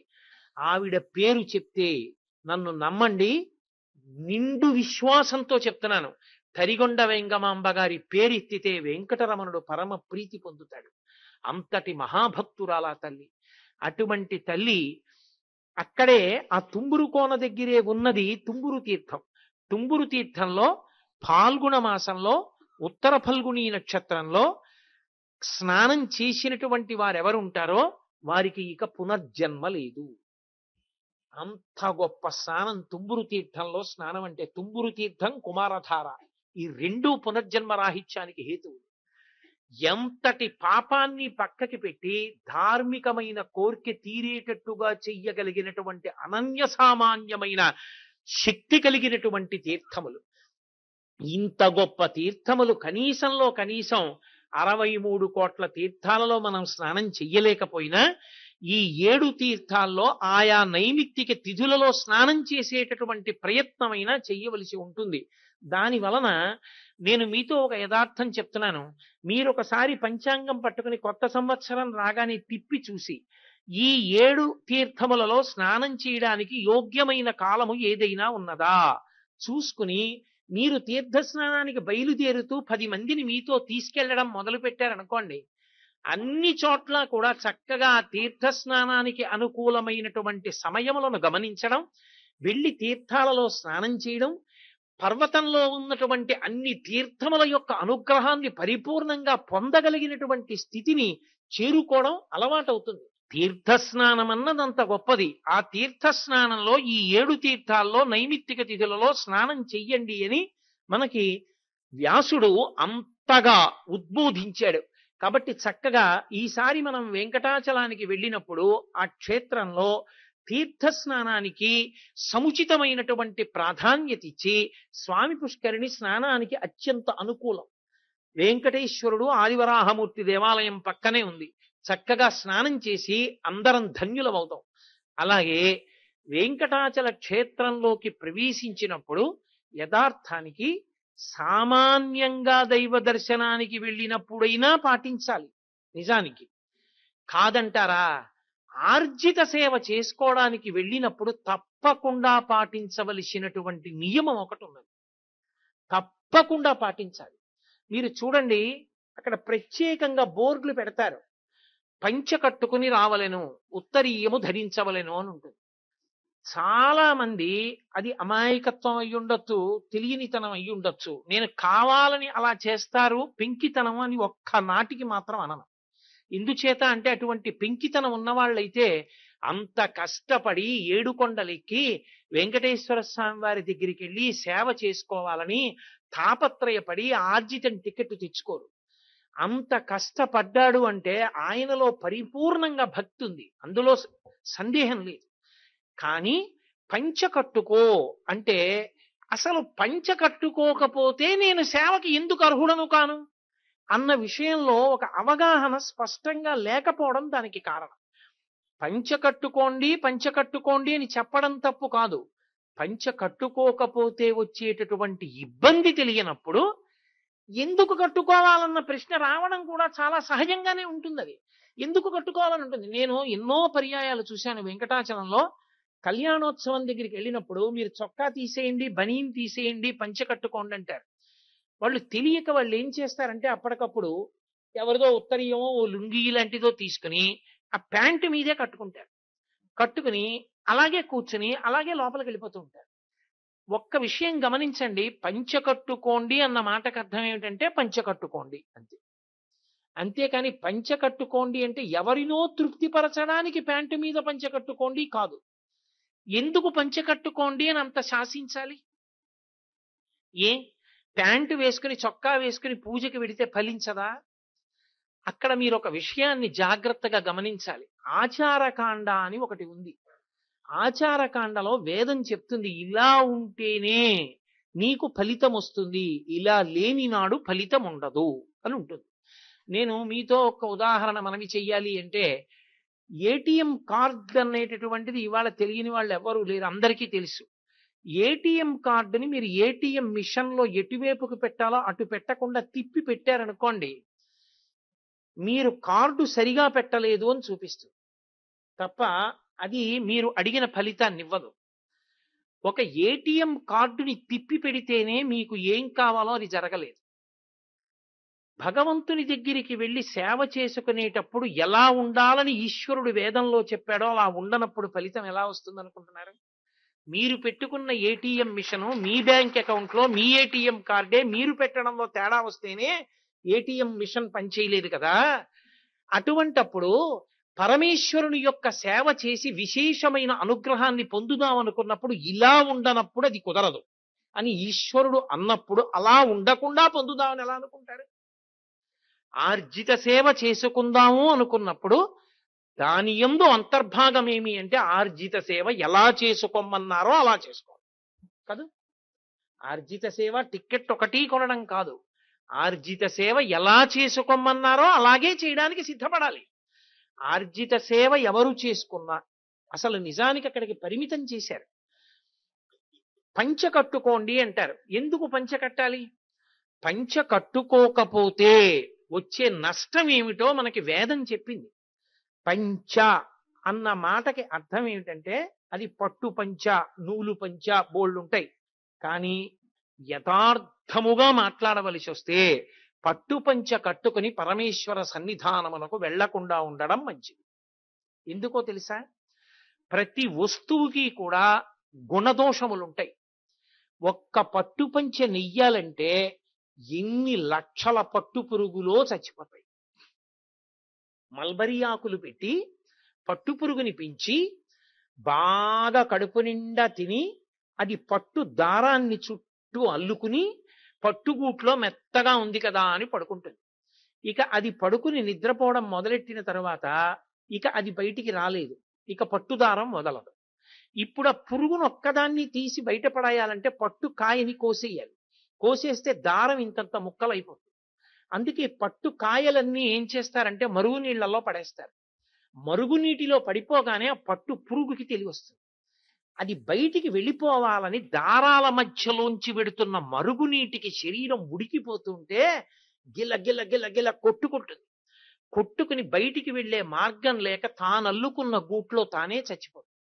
చనిపోయిన తరువాత పట్టుకాయని తీసుకొచ్చి కండికి పెట్టి తిప్పుతారు. తిప్పి దారాన్ని యువతలకి తీసేసి ఆ పట్టు కాయని దాంట్లో ఉన్నటువంటి పురుగుని వీధిలో పారేస్తారు. పశువులు తినేస్తాయి. మాంసాహారులైన పందులు మొదలైనటువంటివి తింటాయి. ఎంతో హింస ఉంది ఒక పట్టుపంచలో. ఒక పట్టుపంచ కట్టుకుని ఒక పట్టు చీర కట్టుకుని ఆర్జిత సేవకి వెళ్ళడం కన్నా నూలుతో చేయబడినటువంటి పంచ కట్టుకుని వెళ్ళడం సర్వోత్కృష్టము. నేను వేదాన్ని ప్రమాణం చేసి మాట్లాడుతున్నాను. ఎందుకో తెలుసా? వేదం ఒక మాట చెప్పింది. ఒక పంచె నేస్తే ఆ పంచకి అడ్డంగా నేసినటువంటి దారములనన్నింటినీ కూడా ఓతములు అని పిలుస్తారు. అలాగే నిలువుగా నేసినటువంటి దారములనన్నిటినీ కూడా ప్రాచీనతానములు అని పిలుస్తారు. నిలువుగా కొన్ని దారాల్ని, అడ్డంగా కొన్ని దారాల్ని పెడతారు. ఎంత జాగ్రత్తగా గంజి పోసి నేతగాడు ఆ చివరి నుంచి ఈ చివరికి ఇద్దరు కలిసి ఒక ప్రత్యేక పరికరాన్ని ఇలా తీసుకొస్తారు పరిగెడుతూ. అది దగ్గర పడుతుంది. ఎంత దగ్గర చేసి నేత నేసినా ఈ ఓతప్రోతముల మధ్యలో సన్నటి రంధ్రాలుంటాయి పంచెకి. ఒక నూలు పంచె నేను కట్టుకున్నాను అనుకోండి, జాగ్రత్తగా గమనిస్తే సన్నటి రంధ్రములు ఉంటాయి. ఒక సూదిని తీసుకొచ్చి ఇలా గుచ్చితే ఆ కన్నంలోకి దూరుతుంది దాని మొన. అంత చిన్న దారములు ఉంటాయి. ఒక్క వస్త్రాన్ని నేస్తే వేదం ఏం చెప్పిందో తెలుసా? ఆ వస్త్రం పూర్తయ్యేటప్పటికీ ఆ వస్త్రాన్ని దేవతలు ఆవహిస్తారు. ఎంతమంది దేవతలు ఆవహిస్తారని చెప్పారో తెలుసా? ఆ వస్త్రమునందు మొట్టమొదట అగ్ని ప్రవేశిస్తాడు, 2 వాయువు ప్రవేశిస్తాడు, 3 విశ్వేదేవతలు ప్రవేశిస్తారు, తర్వాత పితృదేవతలు ప్రవేశిస్తారు, తర్వాత ఆదిత్యుడు ప్రవేశిస్తాడు, తర్వాత ఓషధీ దేవతలు ప్రవేశిస్తారు. ఈ ఓతప్రోతముల మధ్యలో ఉండేటటువంటి సన్నటి కన్నాలలోకి నక్షత్ర మండలంలో ఉండేటటువంటి దేవతా మండలి అంతా అధిష్టానమై ప్రవేశిస్తుంది. ఒక్క పంచెని కట్టుకున్నాడు అంటే అర్థం ఏంటంటే, పంచకట్టు అంటే ఒక్కసారి పంచ కట్టుకుంటే ఇంతమంది దేవతల యొక్క అనుగ్రహాన్ని పొంది ఉన్నాడు అని గుర్తు. అందుకే ఎట్టి పరిస్థితుల్లో బట్టని కాలుతో తొక్కడం కాని, బట్టని కాలుతో తన్నడం కాని, బట్టని కాలుతో ఎగరేయడం కాని శాస్త్ర విరుద్ధం. బట్టని ఉప్పళించుతారంతే. బట్టని ఉప్పళించడం, పంచెని రాతి మీద మాత్రమే ఉప్పళించి ఆరేస్తారు. వేదం ఒక మాట చెప్పింది, భగవత్ కార్యం చేసేటప్పుడు పురుషుడికి పైన వస్త్రం ఉండకూడదు, ఏ విధమైన ఆచ్ఛాదన ఉండకూడదు. ఉత్తరీయం ఒకటే ఇలా వేసుకోవాలి. వేసుకుంటే అది తొలగుతూ ఉంటుంది, ఇలా పక్కలకి తొలగుతుంది. తొలగుతున్నప్పుడు గుండె కనపడాలి. యజమాని పురుషుడు ఎప్పుడూ కూడా. అందుకే సంకల్పం పురుషుడి వైపు నుంచే ఉంటుంది. ధర్మపత్ని సమేతస్య అని ఉంటుంది. ఆమె ఏ కారణం చేతనైనా రాకపోయినా రవికిల బట్ట బొడ్డులో పెట్టుకుని ఆయన చేసేయచ్చు. భర్త పక్కన లేకుండా భార్య అలా చేయడానికి వీల్లేదు. యజమాని ఆయన. అటువంటి యజమాని ఒక పంచ కట్టుకుని సేవకి కూర్చుంటే, పూజకి కూర్చుంటే, ఉత్తరీయం ఒక్కటే వేసుకుని పక్కలకి వెడుతుంటే, నీవారస్సూకవత్తన్వి పీతాభాస్వత్యనూపమా అని పద్మకోశ ప్రతీకాశకం హృదయం చాప్యధోముఖం అని ఇలా ఒరిగినటువంటి బోర్లా పడిన పద్మంలా ఉంటుంది యోగ విద్యలో. అలా ఉన్న దాని చివర ఒక దివ్యమైన కాంతి ఉంటుంది. దాని మధ్యలో వడ్డు గింజ పట్టుకుని ఇలా రాస్తే గీరుకునేటటువంటి మొన ఎంత ఉంటుందో అంత ప్రకాశం ఉంటుంది. అది తిర్యగోర్ధ్వమధశ్చ, ఈ పైకి కిందకి పక్కలకి దాని కాంతి కొడుతుంటుంది. మళ్ళీ దాని మధ్యలో పరమాత్మ కాంతి రూపుడై ఉంటాడు. దాన్ని మీరు ఏ పేరు పెట్టి పిలవండి, సబ్రహ్మ సశివ సహరిసేంద్ర శ్రోక్షర పరమస్వరాట్, ఏ పేరు పెట్టి పిలిచినా అది పరబ్రహ్మస్వరూపం. ఈశ్వర, ఈ లోపల ఉన్నటువంటి మీరు నాకు సేవకందరు. ఈ లోపల ఉన్న మీకు నేను అర్ఘ్యం ఇవ్వలేను. ఈ లోపల ఉన్న మీకు నేను పాద్యం ఇవ్వలేను. ఈ లోపల ఉన్న మీకు నేను ఒక పుష్పహారం వెయ్యలేను. ఈ లోపల ఉన్న మీ పాదముల మీద నేను 4 పువ్వులు వెయ్యలేను. ఈ లోపల ఉన్న మీరే అదిగో నా ఎదురుగుండా పీఠం మీద భగవంతుని యొక్క రూపంగా ఒక అర్చామూర్తిగా కూర్చునున్నారు. కాబట్టి ఈ హృదయంలో ఉన్న మూర్తియే ఆ మూర్తి. వీడు లేని నాడు ఇది శివం కాదు, శవం. నీవే సర్వమునకు ఆధారం. పరమేశ్వరుడి యొక్క శాసనం ఇంత మేర మారిందా, ముక్క ముక్కలుగా లోపల వరకు కోత కొయ్యవలసి ఉంటుంది. ఆ అవసరం లేకుండా నువ్వు గుండెలో దిగులు పెట్టుకోకుండా నువ్వు ప్రశాంతంగా ఉండేటట్టు అనుగ్రహించడానికి ఇక్కడున్నవాడే అక్కడున్నవాడన్న భావన నాకు తెలిస్తే కదురా నేను అనుగ్రహించడం అన్నాడు ఈశ్వరుడు. అందుకని ఉత్తరీయం కప్పుకుని కూర్చోమన్నారు తప్ప బనీను వేసుకోవడం మీద కోపం, చొక్కా వేసుకోవడం మీద కోపం కాదు. వేదము మనకి ప్రమాణము. మనం పెట్టుకున్న నియమాలు అతిక్రమిస్తేనే మనం శిక్షలు పొందుతున్నామే. పరమేశ్వరుడు చెప్పిన నియమాన్ని అతిక్రమించి పరమేశ్వరుని సేవా ఫలితం రమ్మంటే ఎక్కడి నుంచి వస్తుంది? రాదు. పంచకట్టు అన్న మాటకు అర్థం ఏమిటో తెలుసా? వికచ్చ అనుత్తరీయశ్చ నగ్నో అవస్త్రయేవచ. దీన్ని సాక్షాత్తు స్మృతి చెప్పింది. కావాలంటే మీరు గౌతమ స్మృతి చూడండి. వికచ్చ, వికచ్చ అంటే పంచ సగానికి తిప్పి వెనక్కి తీసి ఆ పంచని కుర్చీళ్లు పెట్టి వెనక్కి తిప్పి గోచీ పెట్టుకోకపోతే, గోచీ లేకుండా లుంగీ కట్టుకున్నాడంటారు చూసారా, అలా గోచీ పెట్టకుండా వెనక నుంచి కట్టుకుంటే వికచ్చ. అనుత్తరీయశ్చ, పైన ఉత్తరీయం లేకపోతే, అనుత్తరీయశ్చ నగ్నో, వాడు బట్టలు కట్టుకోని వాడని గుర్తు. అవస్త్రయేవచ, అసలు వాడి ఒంటి మీద బట్టలేదు. దిగంబర పూజ శాస్త్ర విరుద్ధం. దిగంబర పూజ అంటే బట్టలు లేకుండా పూజ చేయడం కాదు.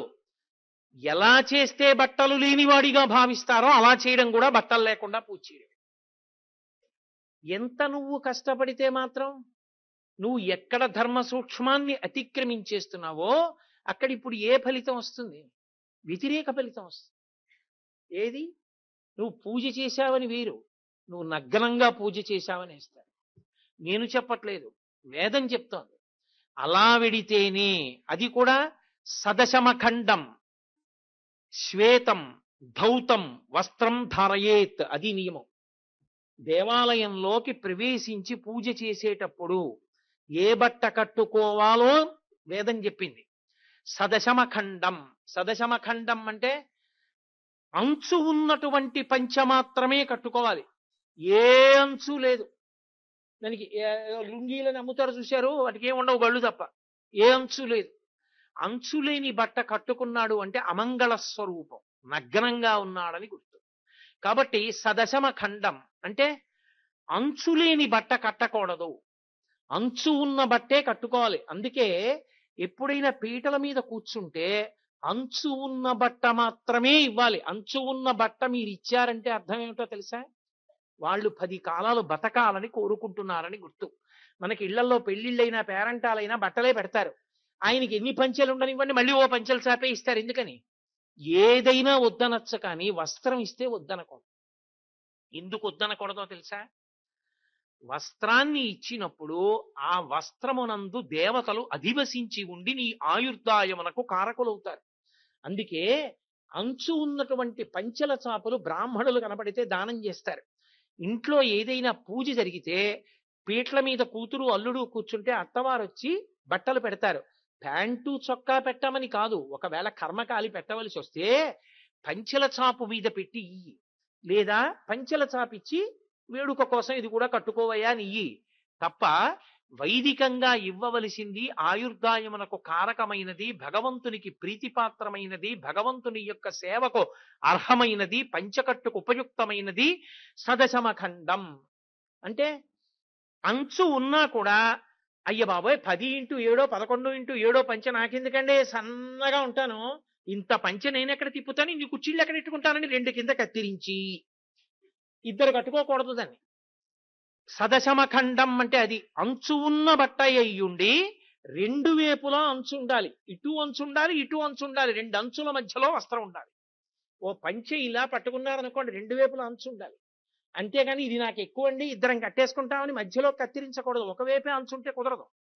కాబట్టి సదశమఖండం శ్వేతం, శ్వేతం అంటే తెల్లని బట్ట అయి ఉండాలి. అందున ప్రత్యేకించి భగవత్ కార్యమునందు నల్లని బట్ట వర్జితము. కాబట్టి సదశమఖండం శ్వేతం ధౌతం, అది ఉతికినదై ఉండాలి. పంచెల చాపే కదండి అని చెప్పి అదే పనిగా దాన్ని పూజకు కట్టుకుంటూ మళ్ళీ మడతెట్టి ఇంట్లో పెట్టేసి సంవత్సరం అంతా గుళ్ళోకి వెళ్ళి పూజలకి మాత్రం అది తీసి కట్టుకుంటూ ఉంటానండి అనకూడదు. ధౌతం, ఒకసారి పూజకి కట్టుకుని లేస్తే దాన్ని ఉతికి ఆరయ్యాలి. ఎందుకని? చెమట పట్టింది, దాన్ని చెమట మలం, దానికి చెమట తగిలితే దాని శౌచం పోతుంది.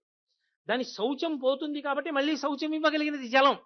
కాబట్టి మళ్ళీ నీళ్లలో ఉతికి దాన్ని ఆరవెయ్యాలి.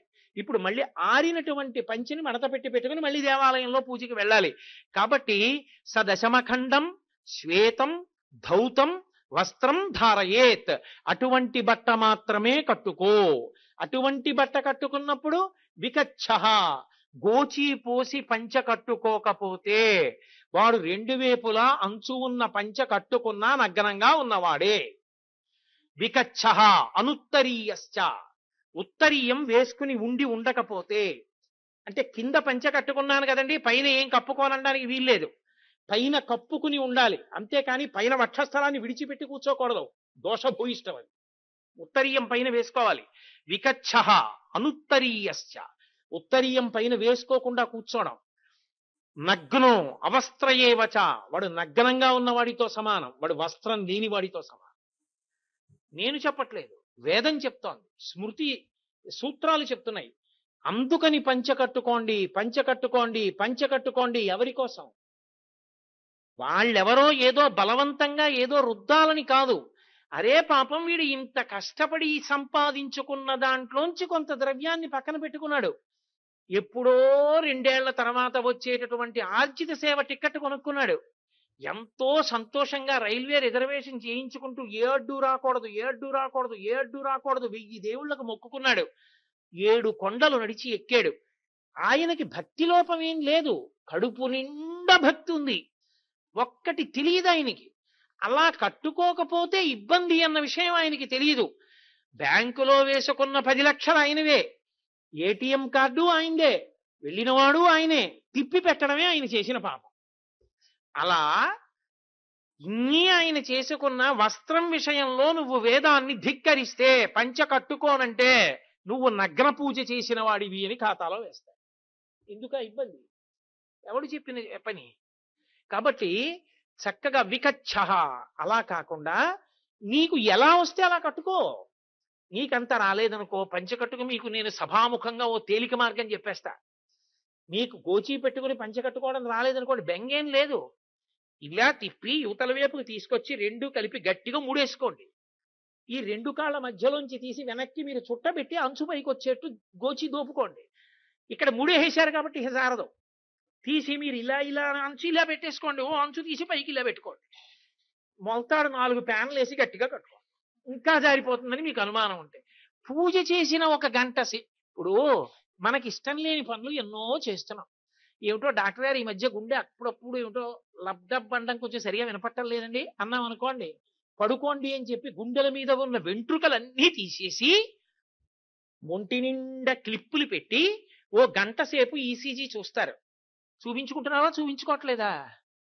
నీ గుండె విషయంలో తేడా ఉందేమో అని అనుమానం వస్తే గంట సేపు గుండెల మీద ఉన్న వెంట్రుకలన్నీ తీయించేసుకుని ఎంతమంది చుట్టూ వచ్చి చూస్తున్నా సరే అలా పక్క మీద పడుకుని ఆ క్లిప్పులన్నీ పెట్టించుకుని ఆ ఈసీజీ రీడింగులు వస్తుంటే పడుకున్నావా పడుకోలేదా?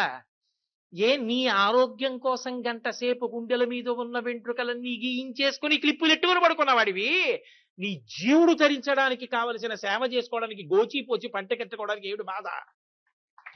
కాబట్టి వికచ్చ అనుత్తరీయశ్చ, ఉత్తరీయం వేసుకుని వెళ్ళాలి ఈశ్వర దర్శనానికి వెళ్ళినప్పుడు. నిజానికి ఎడం భుజం మీద ఉత్తరీయం ఉంది అంటే, ఇలా పడింది అంటే గుర్తు ఏమిటంటే భార్యా సహితుడు, మంగళమూర్తి, ఆయన యజ్ఞాధికారి, ఆయన యజ్ఞం చెయ్యొచ్చు. ఎడం భుజం మీదకి ఉత్తరీయం తగల్లేదు, ఒక్క కుడి భుజం మీదకే ఉంది అంటే ఆయన భార్యారహితుడు, ఆయన భార్య చనిపోయిందని గుర్తు, ఆయనకి ఏ మంగళ కార్యానికి పనికిరాడని గుర్తు. అంత వైశిష్ట్యాన్ని పొందింది ఉత్తరీయం అన్నది. అందుకే ఉత్తరీయం లేకుండా ఏ పనులు చెయ్యకూడదో మనకి శాస్త్రాలు చెప్పాయి. ఉత్తరీయం లేకుండా చెయ్యకూడని పనులు కొన్ని ఉన్నాయి. ఉత్తరీయం ఎట్టి పరిస్థితుల్లో ఉండాలి. ఎప్పుడు? స్వాధ్యాయ, జప, హోమ, దాన, ఈ పనులు చేసేటప్పుడు ఎప్పుడూ కూడా ఉత్తరీయంతోటే చెయ్యాలి. స్వాధ్యాయం అంటే వేదం చదువుకోవడం. వేదం చదువుకునేటప్పుడు ఉత్తరీయం వేసుకోవాలి. జపం చేసేటప్పుడు ఉత్తరీయం ఉండాలి. హోమం చేసేటప్పుడు హవిస్సు ఇచ్చేటప్పుడు ఉత్తరీయంతో ఇవ్వాలి. హోమ, దాన, ఒకరికి దానం చేసేటప్పుడు ఉత్తరీయం వేసుకుని దానం చెయ్యాలి. దానం చేసేవాడు బుద్ధి లేకుండా ఉత్తరీయం వేసుకోకుండా ప్యాంటు చొక్కాతో పంచల్సా పెడుతున్నాడు అనుకోండి, వెంటనే మీరు ఉత్తరీయం వేసుకుని పుచ్చుకోవాలి తప్ప ఉత్తరీయం లేకుండా పుచ్చుకోకూడదు. ఒకవేళ వాడికి తెలియదు అనుకోండి, మీరు తువ్వాలట్టుకొచ్చి వాడి భుజం మీద వేసి పుచ్చుకోవాలి, లేకపోతే అది ప్రమాదకారి. కాబట్టి స్వాధ్యాయ, జప, హోమ, దానీషు అనుత్తరీయంతో, అంటే ఉత్తరీయం లేకుండా ఈ కర్మ ఎట్టి పరిస్థితులలో చెయ్యరాదు. ఉత్తరీయం అనేటటువంటిది అంత ప్రధానమైనది. ఏమిటంటే బట్టకి ఎంత శక్తి ఉంటుందా అని మీరు అనుకోకండి. మీరు కావాలంటే వేదంలో పటలపన్నమని అసలు ఆ వస్త్రం వెనక ఉండేటటువంటి రహస్యం ఏమిటో, ఒక వస్త్రాన్ని దేవతలు ఎలా అధివసించి ఉంటారో, వస్త్రాలు ఎక్కడ పడితే అక్కడ పడేయకుండా మడత పెట్టుకోవడం, జాగ్రత్తగా ఉంచుకోవడం, గౌరవించడం. తను స్నానం చేసిన బట్ట తాను పిడిచి ఆరేస్తే ఒక ఫలితం, భార్య ఆరేస్తే ఒక ఫలితం, ఇంట్లో దాసి ఆరేస్తే ఒక ఫలితం. కాబట్టి బట్ట అన్నదాని మీద ఐశ్వర్యం ఆధారపడి ఉంటుంది. బట్ట అన్నదాని మీద జీవుని యొక్క ఉన్నతి ఆధారపడుతుంది. కాబట్టి మనకి తెల్లవారి లేస్తే వేదం చెప్తోంది వికచ్చ అనుత్తరీయశ్చ నగ్నశ్చ అవస్త్రయేవచ. బట్టలేని వాడు కనుక నగ్న పూజ చెయ్యకూడదు, కనుక పంచకట్టు కట్టుకుని మాత్రమే పూజ చెయ్యాలి. కాబట్టి అందుచేత ఆర్జిత సేవ ఉన్నవారు పంచకట్టుకోండి అని అన్ని మాటలు అక్కడ చెప్పడానికి కారణం ఏమిటంటే, వచ్చిన ఇన్ని లక్షల మందికి చెప్తూ ఉండడం సాధ్యం కాదు. కాబట్టి పెద్దలైన వారు చెప్తే వినడం అలవాటు ఉన్న జాతి కనుక ఆ మాట వాళ్ళు చెప్తూ ఉంటారు. చూడండి, చిన్నతనంలో తండ్రి ఒక్క మాట చెప్తాడు, రేయ్ సాయంకాలం పూట పడుకోకు అంటాడు. లే పడుకోకు, సాయంకాలం పడుకోవడం ఏంట్రా, సూర్యాస్తమయంలో పడుకోకూడదు అంటాడు. ఏం నాన్నగారండి సూర్యాస్తమయంలో ఎందుకు పడుకోకూడదండి అండవు కొడుకు. నాన్నగారు పడుకోవద్దన్నారు, పడుకోడు. ఒక వయస్సు వస్తుంది, అప్పుడు తెలుసుకుంటాడు ఎందుకు పడుకోకూడదో. సూర్యాస్తమయంలో, సూర్యాస్తమయం ఎంత పావనమైన కాలమో అప్పుడు ఎందుకు పడుకోకూడదో తెలుసుకుని పడుకోకుండా ఉంటాడు. అలా నీకు ఒక పరిణితి ఏర్పడుతుంది. ఎందుకు నువ్వు అలా ఆ సమయం పంచ కట్టుకోకుండా పూజ చేయకూడదో, ఎందుకు పంచ కట్టుకునే పూజ చెయ్యాలో నీకు అర్థం అవుతుంది. అర్థమైన నాడు చక్కగా నువ్వు కట్టుకుంటావు. ఆ అర్థం కాకపోయినా పెద్దలు చెప్పినటువంటి నియమాన్ని మన్నించడం నేర్చుకోవాలి. కాబట్టి అందుకని పంచకట్టు, సంప్రదాయమైనటువంటి బొట్టు పెట్టుకుని వెళ్ళండి అని ఉంటుంది. కొందరు ఊర్ధ్వపుండ్రధారణ చేస్తారు, కొందరు అడ్డంగా విభూతి పుండ్రాలు పెట్టుకుని లలాటమునందు భ్రూమధ్య స్థానంలో తిలకం పెట్టుకుంటారు, కొంతమంది కుంకం పెట్టుకుంటారు. బొట్టు బిళ్ళలు పెట్టుకోవడం అన్న ఆచారం మాత్రం లేదు. బొట్టు పెట్టుకుంటారు. అసలు నేను మీతో ఒక యథార్థం మనవి చెయ్యవలసి వస్తే, వైకుంఠ ఏకాదశి నాడు తిరుమల క్షేత్రానికి ఎన్ని లక్షల మంది వెళ్ళారన్న దాని చేత సనాతన ధర్మం నిలబడిందా లేదా అన్నది లెక్క కట్టారు. కుంభమేళా జరుగుతున్నప్పుడు ఎన్ని లక్షల మంది వెళ్ళారన్న దాని చేత సనాతన ధర్మమునందు వాళ్ళు నిష్ణాతులా కాదా లెక్క కట్టరు. వీడు సనాతన ధర్మమునందు ఉన్నవాడు, సనాతన ధర్మమునందు నమ్మకం ఉన్నవాడని దేని చేత లెక్క కడతారో తెలుసా? లలాటమునందు పెట్టుకున్న బొట్టు చేత లెక్క కడతారు. వాడికి బొట్టు ఉందా, వాడికి సనాతన ధర్మం మీద విశ్వాసం ఉంది. వాడికి బొట్టు లేదు, వాడికి సనాతన ధర్మం మీద విశ్వాసం లేదు. ఎందుకో తెలుసా? ఏమి బొట్టు పెట్టుకునేటప్పుడు నలుపు రంగో తెలుపు రంగో ఇంకేమైనా పెట్టకూడదా? పెట్టకూడదు. ఒక్క ఎర్రటి వర్ణాన్ని మాత్రమే వాడతారు. విభూతి లలాటమునకు అడ్డంగా పెట్టుకుంటారు 3 గీతలుగా. లలాటము ఆచ్ఛాదింపబడి ఉండాలి ఎప్పుడూ కూడా. ఎందుచేత అంటే మీరు జాగ్రత్తగా గమనించండి, విభూతి ధారణ వెనక ఒక మహోత్కృష్టమైనటువంటి విశేషం ఉన్నది. ఈ ప్రపంచంలో కంటికి కనపడుతున్న ప్రతి వస్తువు యొక్క చిట్ట చివరి స్థితి బూది. అది దోషుడు బూడిదైపోతుంది. ఎంత అందమైన వస్తువు అని మీరు అనండి, ఎంత గొప్ప వస్తువు అని మీరు అనండి, ఎంత కీర్తివంతమైనదని మీరు అనండి, ఎంత ప్రయోజనకరమైనదని మీరు అనండి, కాలంలో కొంతకాలం అయిపోయిన తరువాత అది బూదిగా మారిపోతుంది. బూది ఏమైపోతుంది? ఇంకేమవదు. బూడిద బూడిదిగా ఉండిపోతుంది. బూడిద శాశ్వతత్వానికి గుర్తు కాదు. ఈ ప్రపంచమంతా మహాప్రళయంలో పడిపోతుంది. పడిపోయిన తరువాత మళ్ళీ జీవుల యొక్క కర్మలను దృష్టిలో పెట్టుకుని పునరుత్పత్తి చెయ్యడానికి వీలుగా ఈ విభూతి కణముల యందే మళ్ళీ పరమేశ్వరుడు పునరుత్పత్తి వ్యూహాన్నంతటినీ కూడా ఉంచి తన శరీరానికే అలదుకుంటాడు. అందుకే భస్మోద్ధూళిత సర్వాంగం అని పరమశివుడు ఒళ్ళంతా కూడా భస్మాన్ని ఉద్ధారణం చేసుకుంటాడనడానికి కారణం అదే. ఆ విభూతి కణాలలోంచే మళ్ళీ సృష్టి చేస్తాడు. ఆ విభూతి దేన్నైనా ఇవ్వగలదు. అందుకే అది పరమైశ్వర్యం. దానికి భస్మ అని పేరు. భస్మ అంటే భ అంటే కాంతి, కాంతి పరమేశ్వరుడు. స్మ జ్ఞాపకానికి రావడం. భగవంతుడు జ్ఞాపకానికి రాకుండా మరుగున పడిపోయిన కారణం చేతనే మళ్ళీ ఇన్ని జన్మలు ఎత్తవలసి వచ్చింది.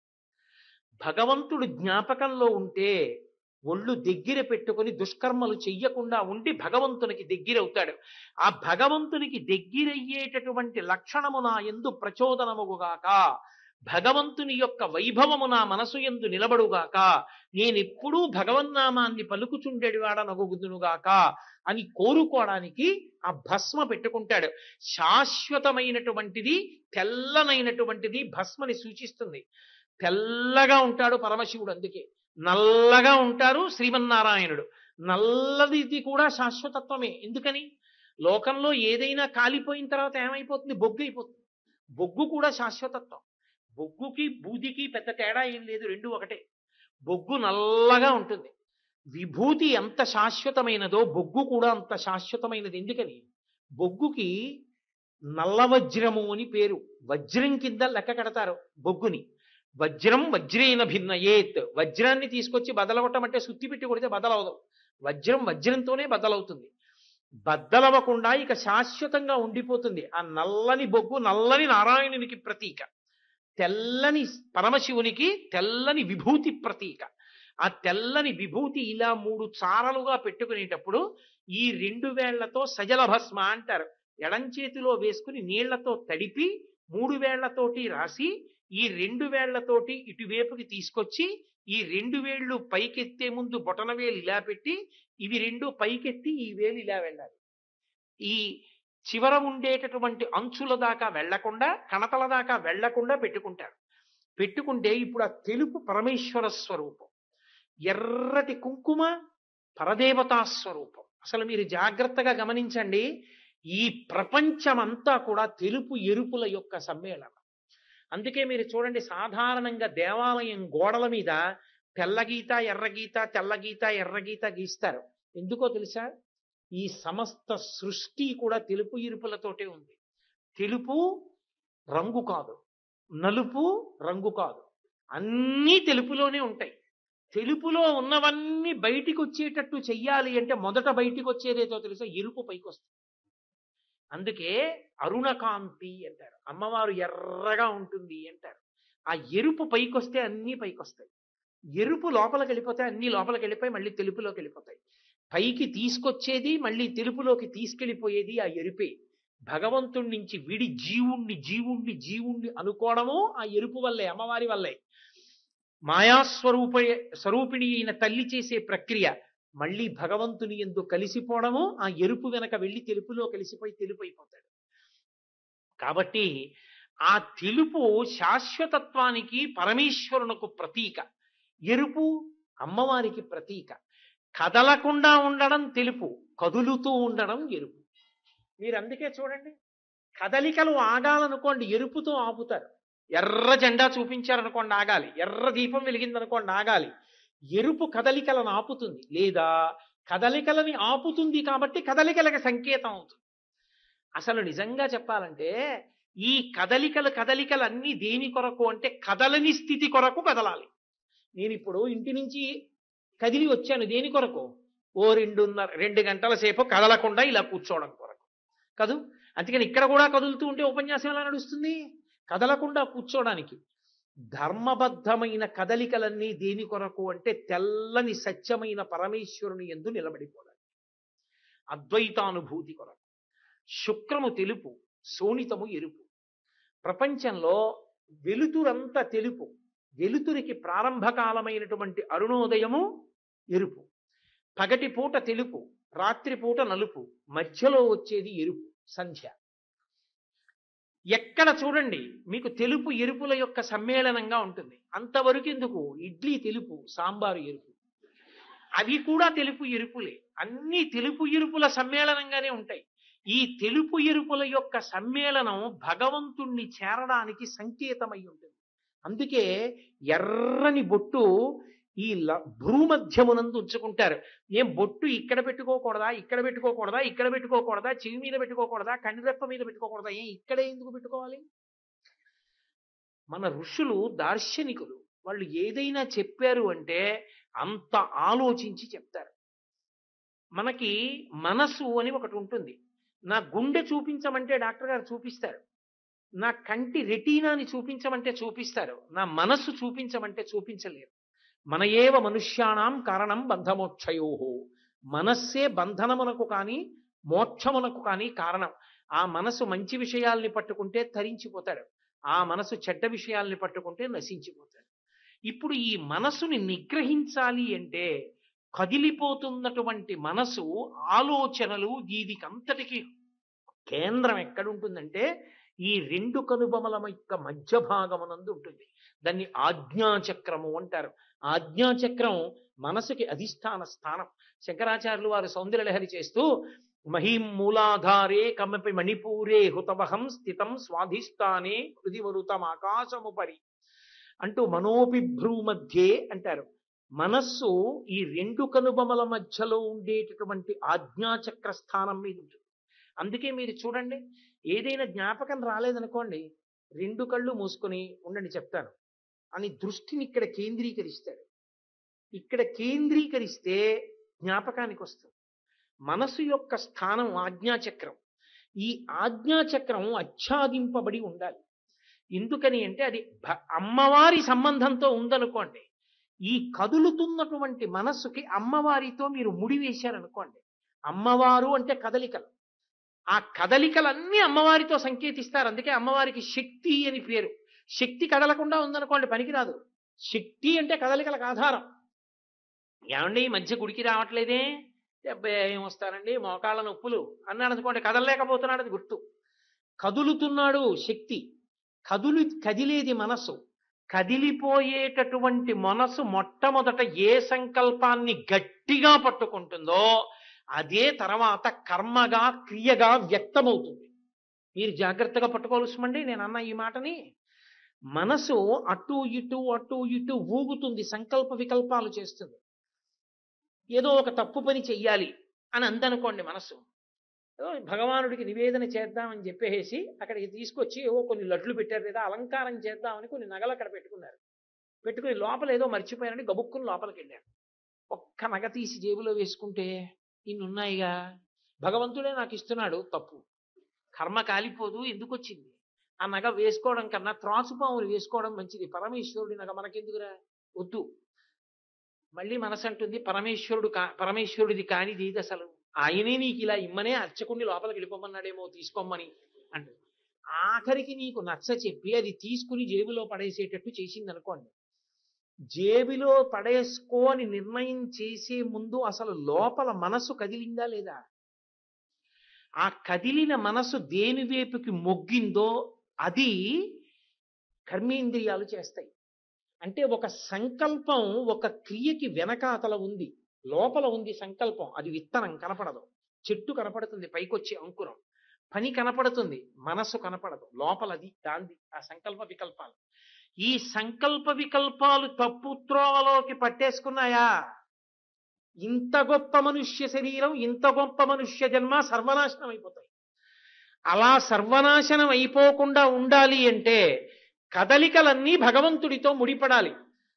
అందుకే మీరు వెంకటేశ్వర సుప్రభాతంలో ఒక మాట చెప్తారు, అహం దూరతస్తే పదాంభోజ యుగ్మ ప్రణామేచ్ఛయాగచ్చ సేవాంకరోమి సకృచ్ఛేవ యానిచ్చ సేవా ఫలం త్వం ప్రయచ్చ ప్రయచ్చ ప్రభో వెంకటేశ అంటారు. అని వెంటనే అజ్ఞానినా మయా దోషాన అశేషాన్ విహితాన్ హరే క్షమస్వత్వం క్షమస్వత్వం శేషశైల శిఖామణి అంటారు. ఈశ్వర అహం దూరతస్తే పదాంభోజయుగ్మ ప్రణామిచ్చయాగచ్చ సేవాంకరోమి. ఎక్కడో కాకినాడలో ఉంటాను ఈశ్వర, నీ దర్శనం చేసుకోవాలని పుష్కరిణి స్నానం కోసం పరిగెత్తుకొచ్చాను. ఎప్పుడో ఏడాదికి ఒక్కసారి ఇలా రావడం కాదు స్వామి, నేను కాకినాడలో ఉన్నప్పటికీ కూడా మిమ్మల్నే స్మరించేటట్టు, మిమ్మల్నే సేవించేటట్టు, చక్కగా మీ దేవాలయానికి వెళ్ళేటట్టు, మీరు చెప్పినట్టుగా బ్రతికేటట్టు, నా జీవితము మీ ఉత్సవంగా జరిగేటట్టు నన్ను అనుగ్రహించండి అని అడుగుతాడు. ఏడాదికోసారి కొండకెళ్ళి మంచి వాళ్ళే ప్రవర్తించడం కాదు, 364 రోజులు మంచిగా ఉండి ఎప్పుడొస్తాడా వీడని ఎదురు చూసేటట్టుగా పరమేశ్వరుడు బ్రతకగలగాలి. అలా బ్రతికేటట్టు నన్ను చెయ్యవయా స్వామి అని అడుగుతారు. కాబట్టి అలా బ్రతకగలగాలి అంటే మనసు దేని వైపుకి మొగ్గడం అలవాటు అవ్వాలి. ఓ కోరిక చెప్పింది అనుకోండి, వెంటనే బుద్ధి ఒక ప్రశ్న వేయాలి, ఇది ధర్మచట్రంలో ఇముడుతుందా, ఈశ్వరుడు ఒప్పుకుంటాడా? రేపు నేను పూజామందిరంలోకి అడుగు పెడితే ఆగక్కడ, ధూర్తుడా నిన్నేం చేశావు అని అడుగుతాడా? ఆయనకి తెలియదా నేనేం చేశాను? నేను ఇవాళ ఒక తప్పు పని చేయకూడని పని చేశాను అనుకోండి, రేపు స్నానం చేసి పంచె కట్టుకుని సంధ్యావందనం చేసుకుందామని ఎడుతున్నాను అనుకోండి, ఆగక్కడ, నిన్నేం చేశావు? ఇంతమందికి ధర్మపన్నాలు చెప్తావు, నువ్వు చేసిందే ఉంది. సిగ్గుందా నీకు? నన్ను సేవిద్దామని వచ్చావా? ఏ చేతులతో నన్ను ముట్టుకుంటావు? ఏ నోటితో నన్ను కీర్తిస్తావు? నువ్వు ఇచ్చిన అర్ఘ్యం ఎవడికి కావాలి? నువ్వు ఇచ్చిన పాద్యం ఎవడికి కావాలి అని నా స్వామి అంటే రావద్దు నా దగ్గరికి, అసలు నేను ఇక పుచ్చుకోను నీ దగ్గర, నువ్వు అలాగే తప్పుడు పనులు చేసుకుంటూ బ్రతుకు అన్నాడు అనుకోండి, నా జన్మ ఏమైపోతుంది? వద్దు. అమ్మో ఆయన అలా అడిగితే ఇంకేమైనా ఉందా, నా బతుకుందా? వద్దు స్వామి, నేను ఇది చెయ్యను. ఇప్పుడు నువ్వు ఒక పని చెయ్యడానికి చెయ్యకపోవడానికి భయానికి కారణం ఏమి అంటే అదే భక్తి. ఆయన ముఖం చూడలేను, ఆయన నా ముఖం చూడలు, వద్దు. మీరు చూడండి, ఏనుగు అలా వెళ్ళిపోతూ వెళ్ళిపోతూ కనపడ్డ ప్రతి చెట్టు కొమ్మ పట్టుకుని ఉంచుతుంది. మామటివాడు అంకుశం తీసి అంటాడు, ఇలా తీసేస్తుంది. ఎందుకని? అంకుశం భయం దానికి. అలా అమ్మో నా స్వామి నన్ను మన్నిస్తాడా? వద్దు.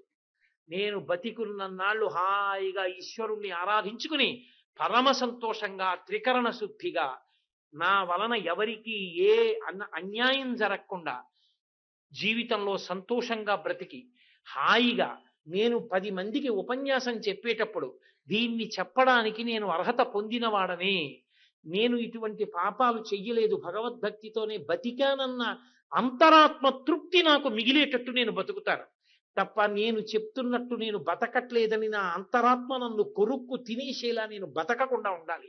కాబట్టి వద్దు, నేను చెయ్యని తప్పు అన్నాడు అనుకోండి. ఇప్పుడు మనసు దేనితో ముడిపడడం వల్ల లొంగింది? మనసు యొక్క కదలికలు భగవంతుడితో ముడిపడ్డాయి. భగవంతుడితో ముడిపడడం వల్ల ఇప్పుడు కొన్నాళ్ళు అయ్యాక ఏం చేస్తుంది మనసు? అసలు చెప్పదు, చంపేస్తాడు. కేనా ఉందా అలాంటివి చెప్తే? వద్దండు.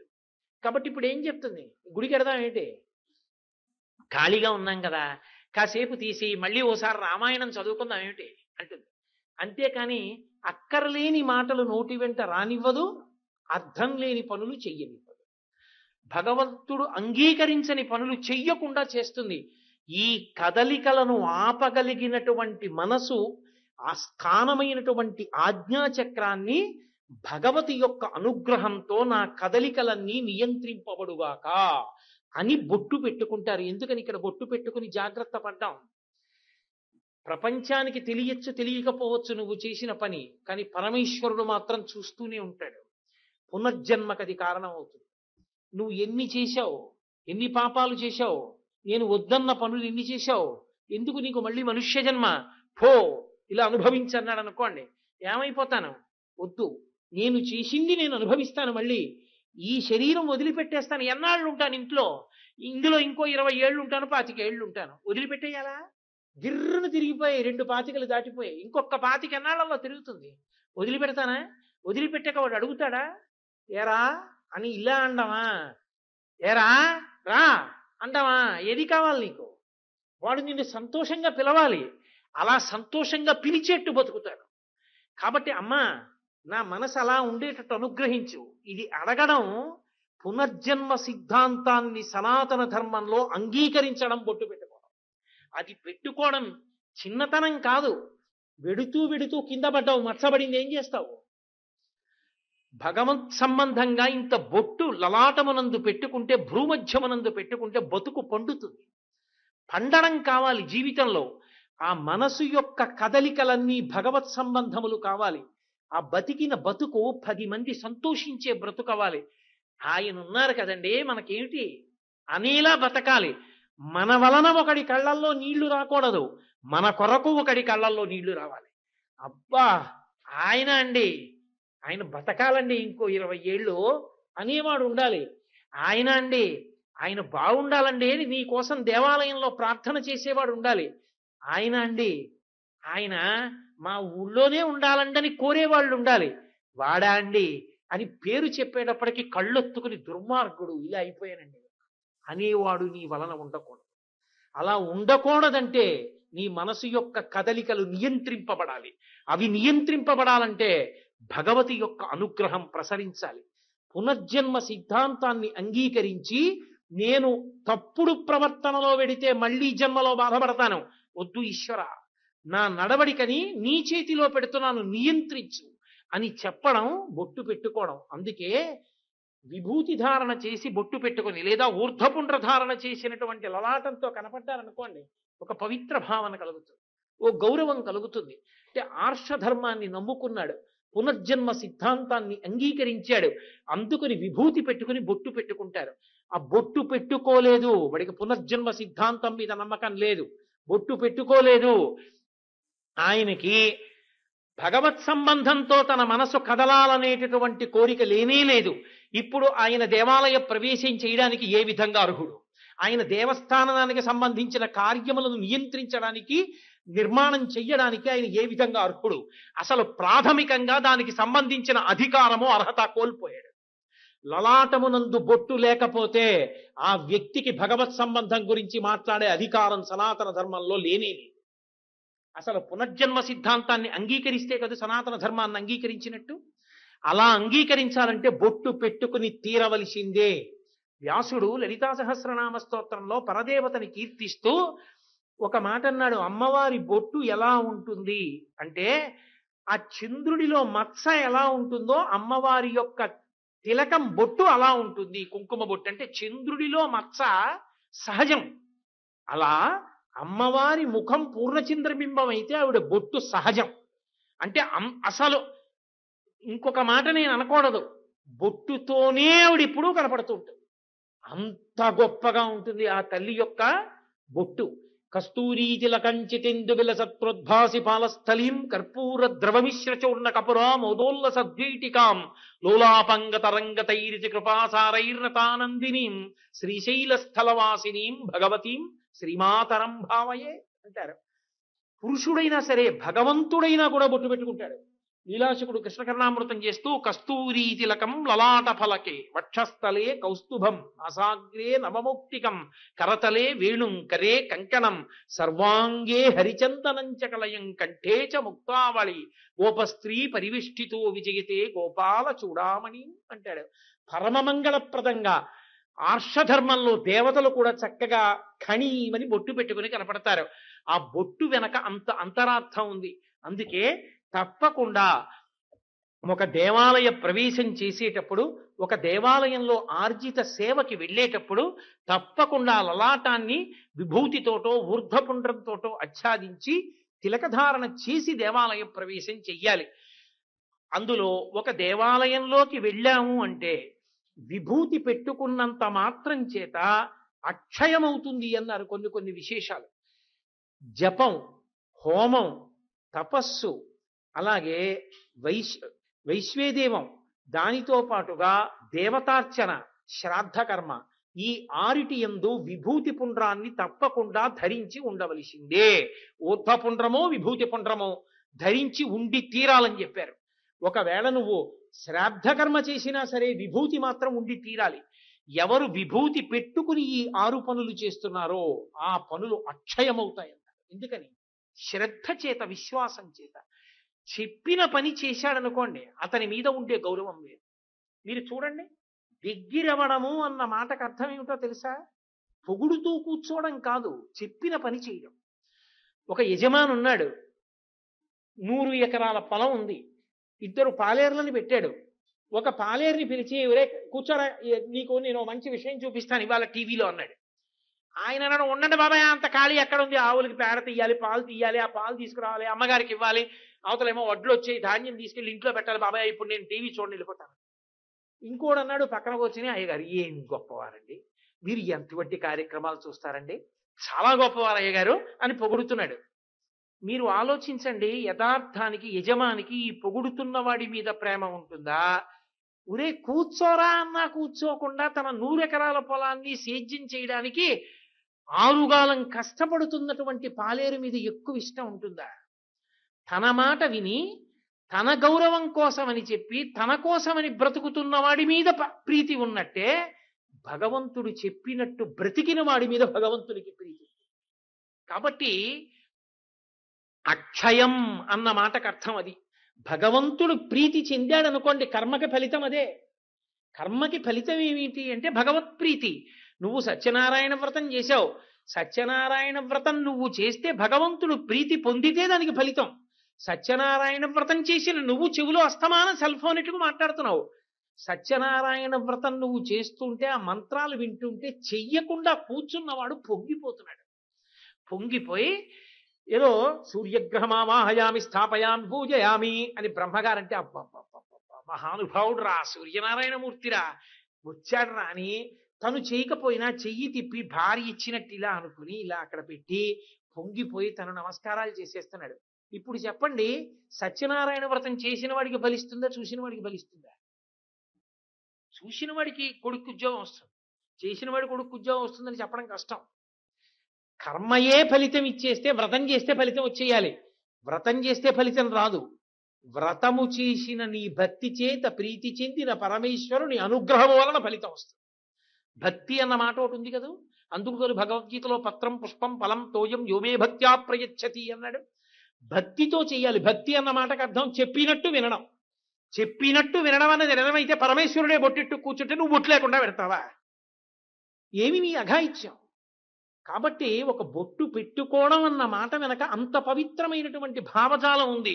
ఒక బొట్టు పెట్టుకోవడం వెనక అంత పవిత్రమైనటువంటి ఆశయం ఉన్నది. ఒక బొట్టు పెట్టుకోవడం వెనక తనని తాను నియంత్రించుకోవాలనేటటువంటి అంత కుతూహలం ఉన్నది. కాబట్టి దాని వలన అక్షయమవుతుంది. అది శ్రద్ధ.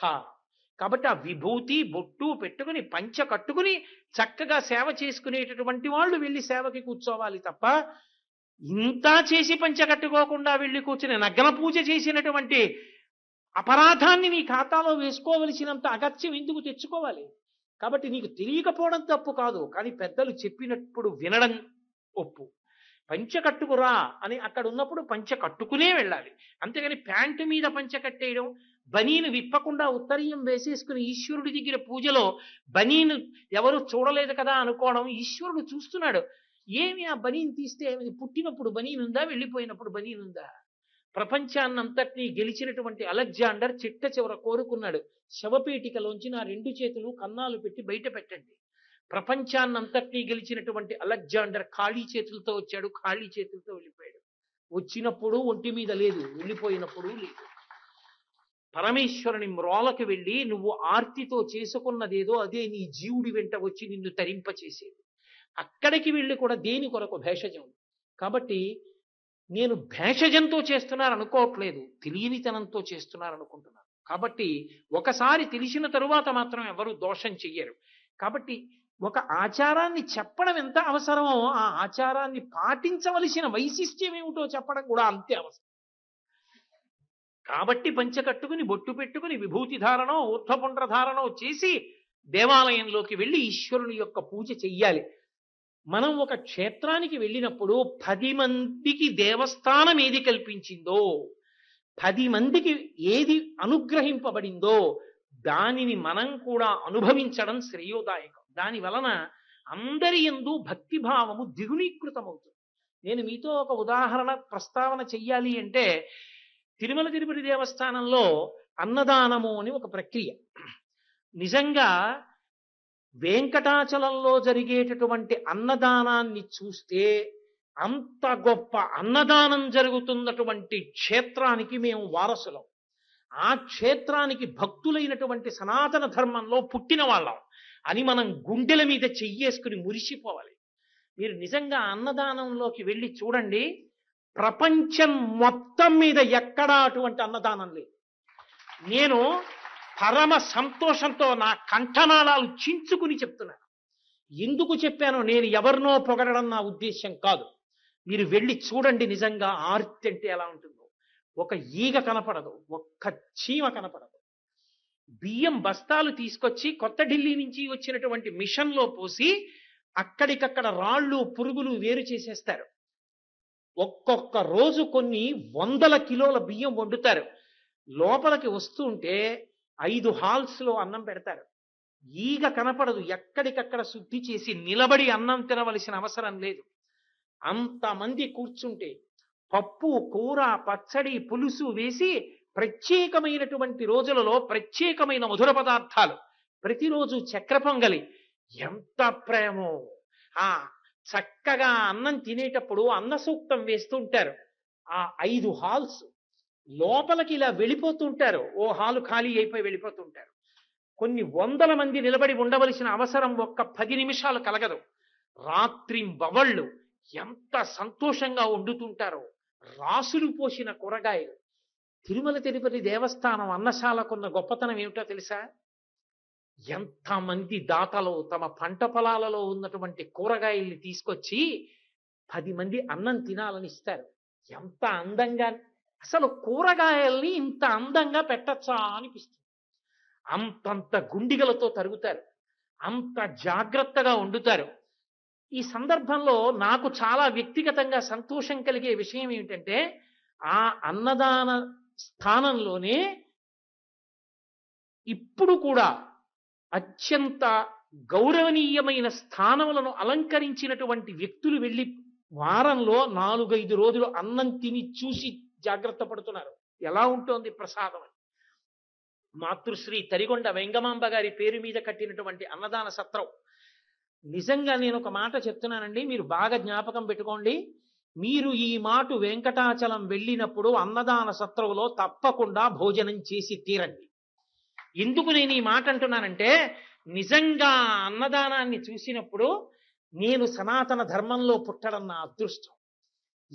ప్రపంచంలో లేదు ఇక అటువంటి అన్నదానం. ఇన్ని వేల మందో అలా వస్తూనే ఉంటారు. ఆ లోపలికి రాగానే కూర్చోపెట్టేసి వడ్డించేస్తుంటారు. కడుపు నిండా తినేసి గోవిందా గోవిందా అనుకుంటూ ఆ పిల్లలతో పెద్దలు ఎంత సంతోషంగా వెళ్ళిపోతారో. అన్నం అరగలేదన్నవాడు ఒక్కడుండడు. అందున కొత్తగా కట్టినటువంటి కాంప్లెక్స్ మీరు చూడండి, అత్యద్భుతం. నిజంగా ఎంత అద్భుతమైనటువంటి నిర్మాణం చేశారో. సనాతన ధర్మంలో ఉన్నటువంటి మనందరం మనకి తిరుమల తిరుపతి క్షేత్రంలో జరుగుతున్నటువంటి అన్నదానం నిజంగా గర్వపడవలసినటువంటి అన్నదానం. మీరు వెళ్ళి చూడండి, అక్కడ ఇప్పుడు ఒక పెద్ద గోడ ఒకటి ఆ నిర్మాణంలో వచ్చింది. ఆ గోడ మీద ఒక అద్భుతమైనటువంటి చిత్రాన్ని రూపకల్పన చేస్తున్నారు.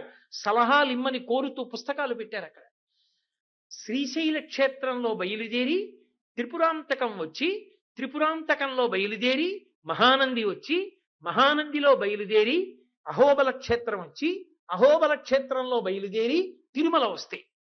ఈ మధ్యలో ఉన్నటువంటి కొండలు పరమ పావనమయ్యా నంది మండలము అది ఎలా ఉంటుందో ఒక ఊహాచిత్రంగా ఊహిస్తే, ఆ కొండల మధ్యలోంచి ఎన్నో కొండలు, ఇన్ని కొండల మధ్యలో ఉన్నటువంటి ఈ క్షేత్రములను, కొండ మీద ఉన్న క్షేత్రాలకి ఉన్న మార్గం ఒక పెద్ద పావు మిలికలతో పడుకున్నట్టుంటుంది.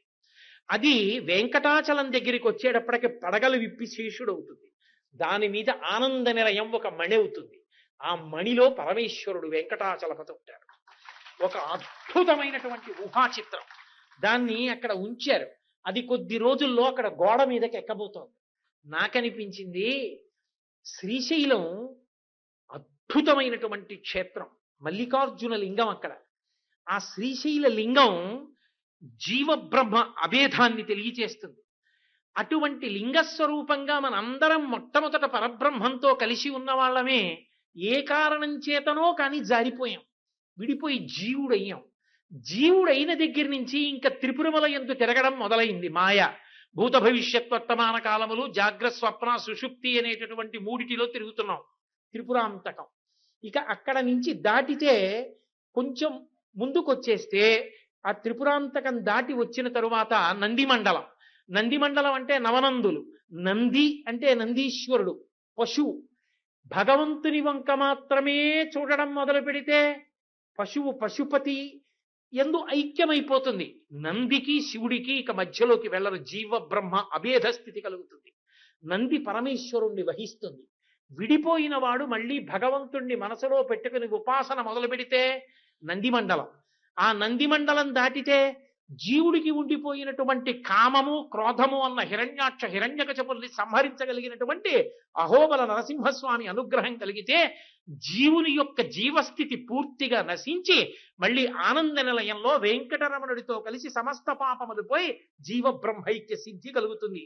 7 కొండలు ఎక్కడం అంటే 6 చక్రములు దాటి సహస్రారమునందు ప్రవేశించి ఆ మళ్ళీ సంతోషంగా ఆ అమృతధారల యందు తడిసిపోవడం, లేదా అష్టాంగ యోగంలో 7 భూమికలు దాటి 8వ భూమికి అయిన సమాధి స్థితిని అనుభవించడం. ఆంతరముగా జీవుని యొక్క ప్రయాణాన్ని బాహ్యంలో ఆంధ్రదేశంలో వెలిసినటువంటి అద్భుతమైన ఆ కొండలు, కొండల మీద క్షేత్రాలు, క్షేత్రాల దారి పాము మిలికలు, చివర తోక ఉంటే శ్రీశైలంలో తోక అనుకుంటే వెంకటాచలం వచ్చేటప్పటికి పడగలు విప్పినటువంటి శేషుడు, మణి ఆనంద నిలయం, అందులో వెంకటరమణుడు, ఆ ఊహాచిత్రం, దాని మీద అభిప్రాయాలు కోరుతున్నటువంటి ఆ స్థానం. ఇప్పటికీ వెంకటాచలంలో ఉన్నటువంటి అన్నదానంలో గొప్పతనం ఏమిటో తెలుసా? ప్రతిరోజు వకుళమాత యొక్క విగ్రహాన్ని అక్కడ పెట్టి, వెంకటరమణ స్వామి వారి అమ్మగారు కనుక ప్రతిరోజు వంటశాలని ఆనంద నిలయంలో ఆవిడే చూస్తుంటుంది కనుక అమ్మవారికి విస్తరి వేసి అన్నాన్ని వకుళమాతకి నైవేద్యం పెట్టి మొట్టమొదట అమ్మ తిన్న నైవేద్యం అమ్మ ప్రసాదంగా మనందరికీ పెడతారు. ఎందుకో తెలుసా? అమ్మ బిడ్డలకి అన్నం పెట్టడం అంటే అమ్మ పెట్టిందే అమృతం, మేము పెట్టట్లేదు. స్వామి అమ్మ ఇంతమంది బిడ్డలు వచ్చారు, వెంకటరమణుడు నాకు ఎలా బిడ్డో, వీళ్ళందరూ నా బిడ్డలే, వీళ్ళందరూ అన్నం తింటున్నారా అని అందరికీ వకుళమాత చేతి ప్రసాదంగా అందాలని ఆ తల్లికి నైవేద్యం పెట్టిన విస్తరి కనపడుతుంది మీకు అక్కడికి వెళ్ళి చూస్తే. ఆవిడికి విస్తరి వేసి భోజనం పెట్టి నైవేద్యం పెట్టి ప్రసాదాలన్నీ కూడా వడ్డన చేస్తారు. చక్కగా అక్కడ లోపల చూస్తే అన్నపూర్ణే సదాపూర్ణే శంకర ప్రాణవల్లభే జ్ఞాన వైరాగ్య సిద్ధ్యర్థం భిక్షాం దేహి చ పార్వతి అన్న బోర్డులు. అక్కడ అన్నం తింటే, చక్కగా అన్నపూర్ణాష్టకం చదువుకుంటే ఈ భూమి మారదు, ఈ భూమి ఇలాగే ఉంటుంది. జీవరాశి పెరుగుతోంది. ఈ జీవరాశి పెరుగుతుంటే వీళ్ళందరికీ అన్నం ఇవ్వగలిగిన శక్తిగా అన్నపూర్ణయే ఉన్నది. అటువంటి తల్లిగా ఉండి ఆమెయే భక్తి జ్ఞాన వైరాగ్యములను మనకి ఇవ్వాలి. అటువంటి తల్లి యొక్క అష్టకం వినబడుతుండగా, అన్న సూక్తం వినబడుతుండగా స్పీకర్స్ లో పరమ ప్రేమతో వడ్డిస్తారు. ఎంతంత పెద్ద పెద్ద ఫిల్టర్స్, ఎంత చక్కటి తాగునీరు అందిస్తారో. మనమందరం గర్వపడవలసినటువంటి అన్నదానం. నాకు తెలిసినంత వరకు ప్రపంచంలో అంత అన్నదానం చేస్తున్న క్షేత్రము వేరొకటి లేదు. మనందరం వకుళమాత బిడ్డలం, మనందరం వెంకటేశ్వరుడి కింకరం. అందరం కలిసి అక్కడికి వెళ్ళి చక్కగా కూర్చుని భోజనం చెయ్యాలి. వెంకటాచలం వెళ్ళి కూడా రుచుల కోసం, ఇంద్రియాల కోసం అక్కరలేనటువంటి పదార్థాల్ని అమ్ముకునేటటువంటి స్థానాలకు వెళ్ళి అక్కడ కూడా ఏవో కాగితాలు చూసి ఫలానావి తెమ్మని తినడం కన్నా వకుళమాత ప్రసాదం తిని వెంకటేశ్వరానుగ్రహాన్ని పొందగలిగితే మనందరం ధన్యులం అవుతాం. ఎక్కడికి వెళ్ళినా మా క్షేత్రంలో జరిగే అన్నదానం ఎలా ఉంటుందో తెలుసా? 10 మందికి అన్నం పెట్టడం అంటే మా క్షేత్రాలు ఎలా పెడతాయో తెలుసా అని పొంగిపోతాం. మన బిడ్డల్ని తీసుకెళ్లి చూపిస్తే అబ్బా ఇదిరా అన్నదానం అంటే, 10 మందికి ఆకలితో ఉన్న వాళ్ళకి అన్నం పెట్టడం అంటే ఇదిరా అంటే, రేపు పొద్దున్న వాడు ఎంత పెద్ద ఉద్యోగం చేసినా వెంకటాచలంలో అన్నదానాన్ని ఆదుకునేటటువంటి వాడు అవుతాడు. కాబట్టి వెంకటాచల క్షేత్రంలో నియమ పాలనము అన్న మాట వెనక అంతటి ఔచిత్యము దాగి ఉన్నది. ఒక క్షేత్రానికి వెళ్ళి కొన్ని ఆచారాల్ని మనం పాటించాలి అంటే మొట్టమొదట మనసుని దానికి సంబంధించినటువంటి విషయం మీద ఆర్ద్రతతో, విశ్వాసంతో నిలబెట్టాలి. తప్ప ఇన్ని విన్నా మనదైన ధోరణిలో మనం ప్రవర్తిద్దాం అనుకున్నా దాని వలన వచ్చేటటువంటి ఉపయోగం ఉండదు. మనం పుస్తకం చదువుకున్నా, ఒక విషయాన్ని విన్నా, దానికి అనుగుణంగా మన యాత్రని మార్చుకోవడానికి స్థిరమైన సంకల్పం చేసుకుని వెంకటాచల క్షేత్రాన్ని చేరుకుని చక్కగా కలియుగంలో మహానుభావుడు అందుకే అంటారు, వెంకటాద్రి సమంస్థానం బ్రహ్మాండే నాస్తికించన వెంకటేశ సమోదేవో నభూతో నభవిష్యతి. అసలు నిజంగా ఎన్నో అవతారాలు ఉన్నాయి మహానుభావుడివి. వేదోద్ధారణ, మందరాభరణ, వృద్ధి, ధర్మ నిర్మాణ, ప్రహ్లాదత్రాణ, బలిప్రతారణ, నృపాహంకార నిర్వాపన, వైదేహీ రమణ, ధనంజయ జయ వ్యాపార పారీణ, క్షోణీ దివ్యత్కరుణ, తమోహరణ, తండ్రి వెంకటేశ ప్రభు. దశావతారాలు ఎత్తినప్పటికీ ఎక్కడ అధర్మం ఉంటే అక్కడ పీచ మణిచి బాణప్రయోగం చేసి ఇక మళ్ళీ ఆలోచించకుండా నిట్టుటి ఏర్లు పారింపచేశాడు అధర్మాన్ని తుడిచిపెట్టడానికి. కానీ ఒక్క కలియుగంలో మాత్రం కలి యొక్క ఉద్ధతి ఉంటుందని మహానుభావుడై తన పాదములు చూపిస్తూ అలాగే నిలబడి, నా పాదములు చూడండ్రా, నన్ను నమ్మండ్రా, మీకు సంసారం ఇక్కడ వరకే వస్తుందని ముద్ర పట్టి చూపిస్తూ మన కోసమని కరుణామూర్తి అయి నిలబడ్డాడు. అటువంటి వెంకటరమణుడి క్షేత్రానికి వెళ్ళడానికి కొద్ది గంటలు ప్రయాణం చేస్తే వెళ్ళగలిగినటువంటి అత్యద్భుతమైన సౌకర్యమున్న ప్రదేశంలో పుట్టడం మనం చేసుకున్న అదృష్టం. భగవంతుడి గురించి తెలుసుకున్న కొన్ని గంటల వ్యవధిలో వెళ్ళి సేవించుకోగలిగినంత దగ్గరలో పుట్టగలిగాం. కాబట్టి ఈ భాగ్య విశేషాన్ని పండించుకుని పరమేశ్వరుని యొక్క పరిపూర్ణమైన అనుగ్రహానికి పాత్రులమవుదాం. మంగళాశాసన పరై మదాచార్య పురోగమై సర్వైశ్చ పూర్వైరాచార్యై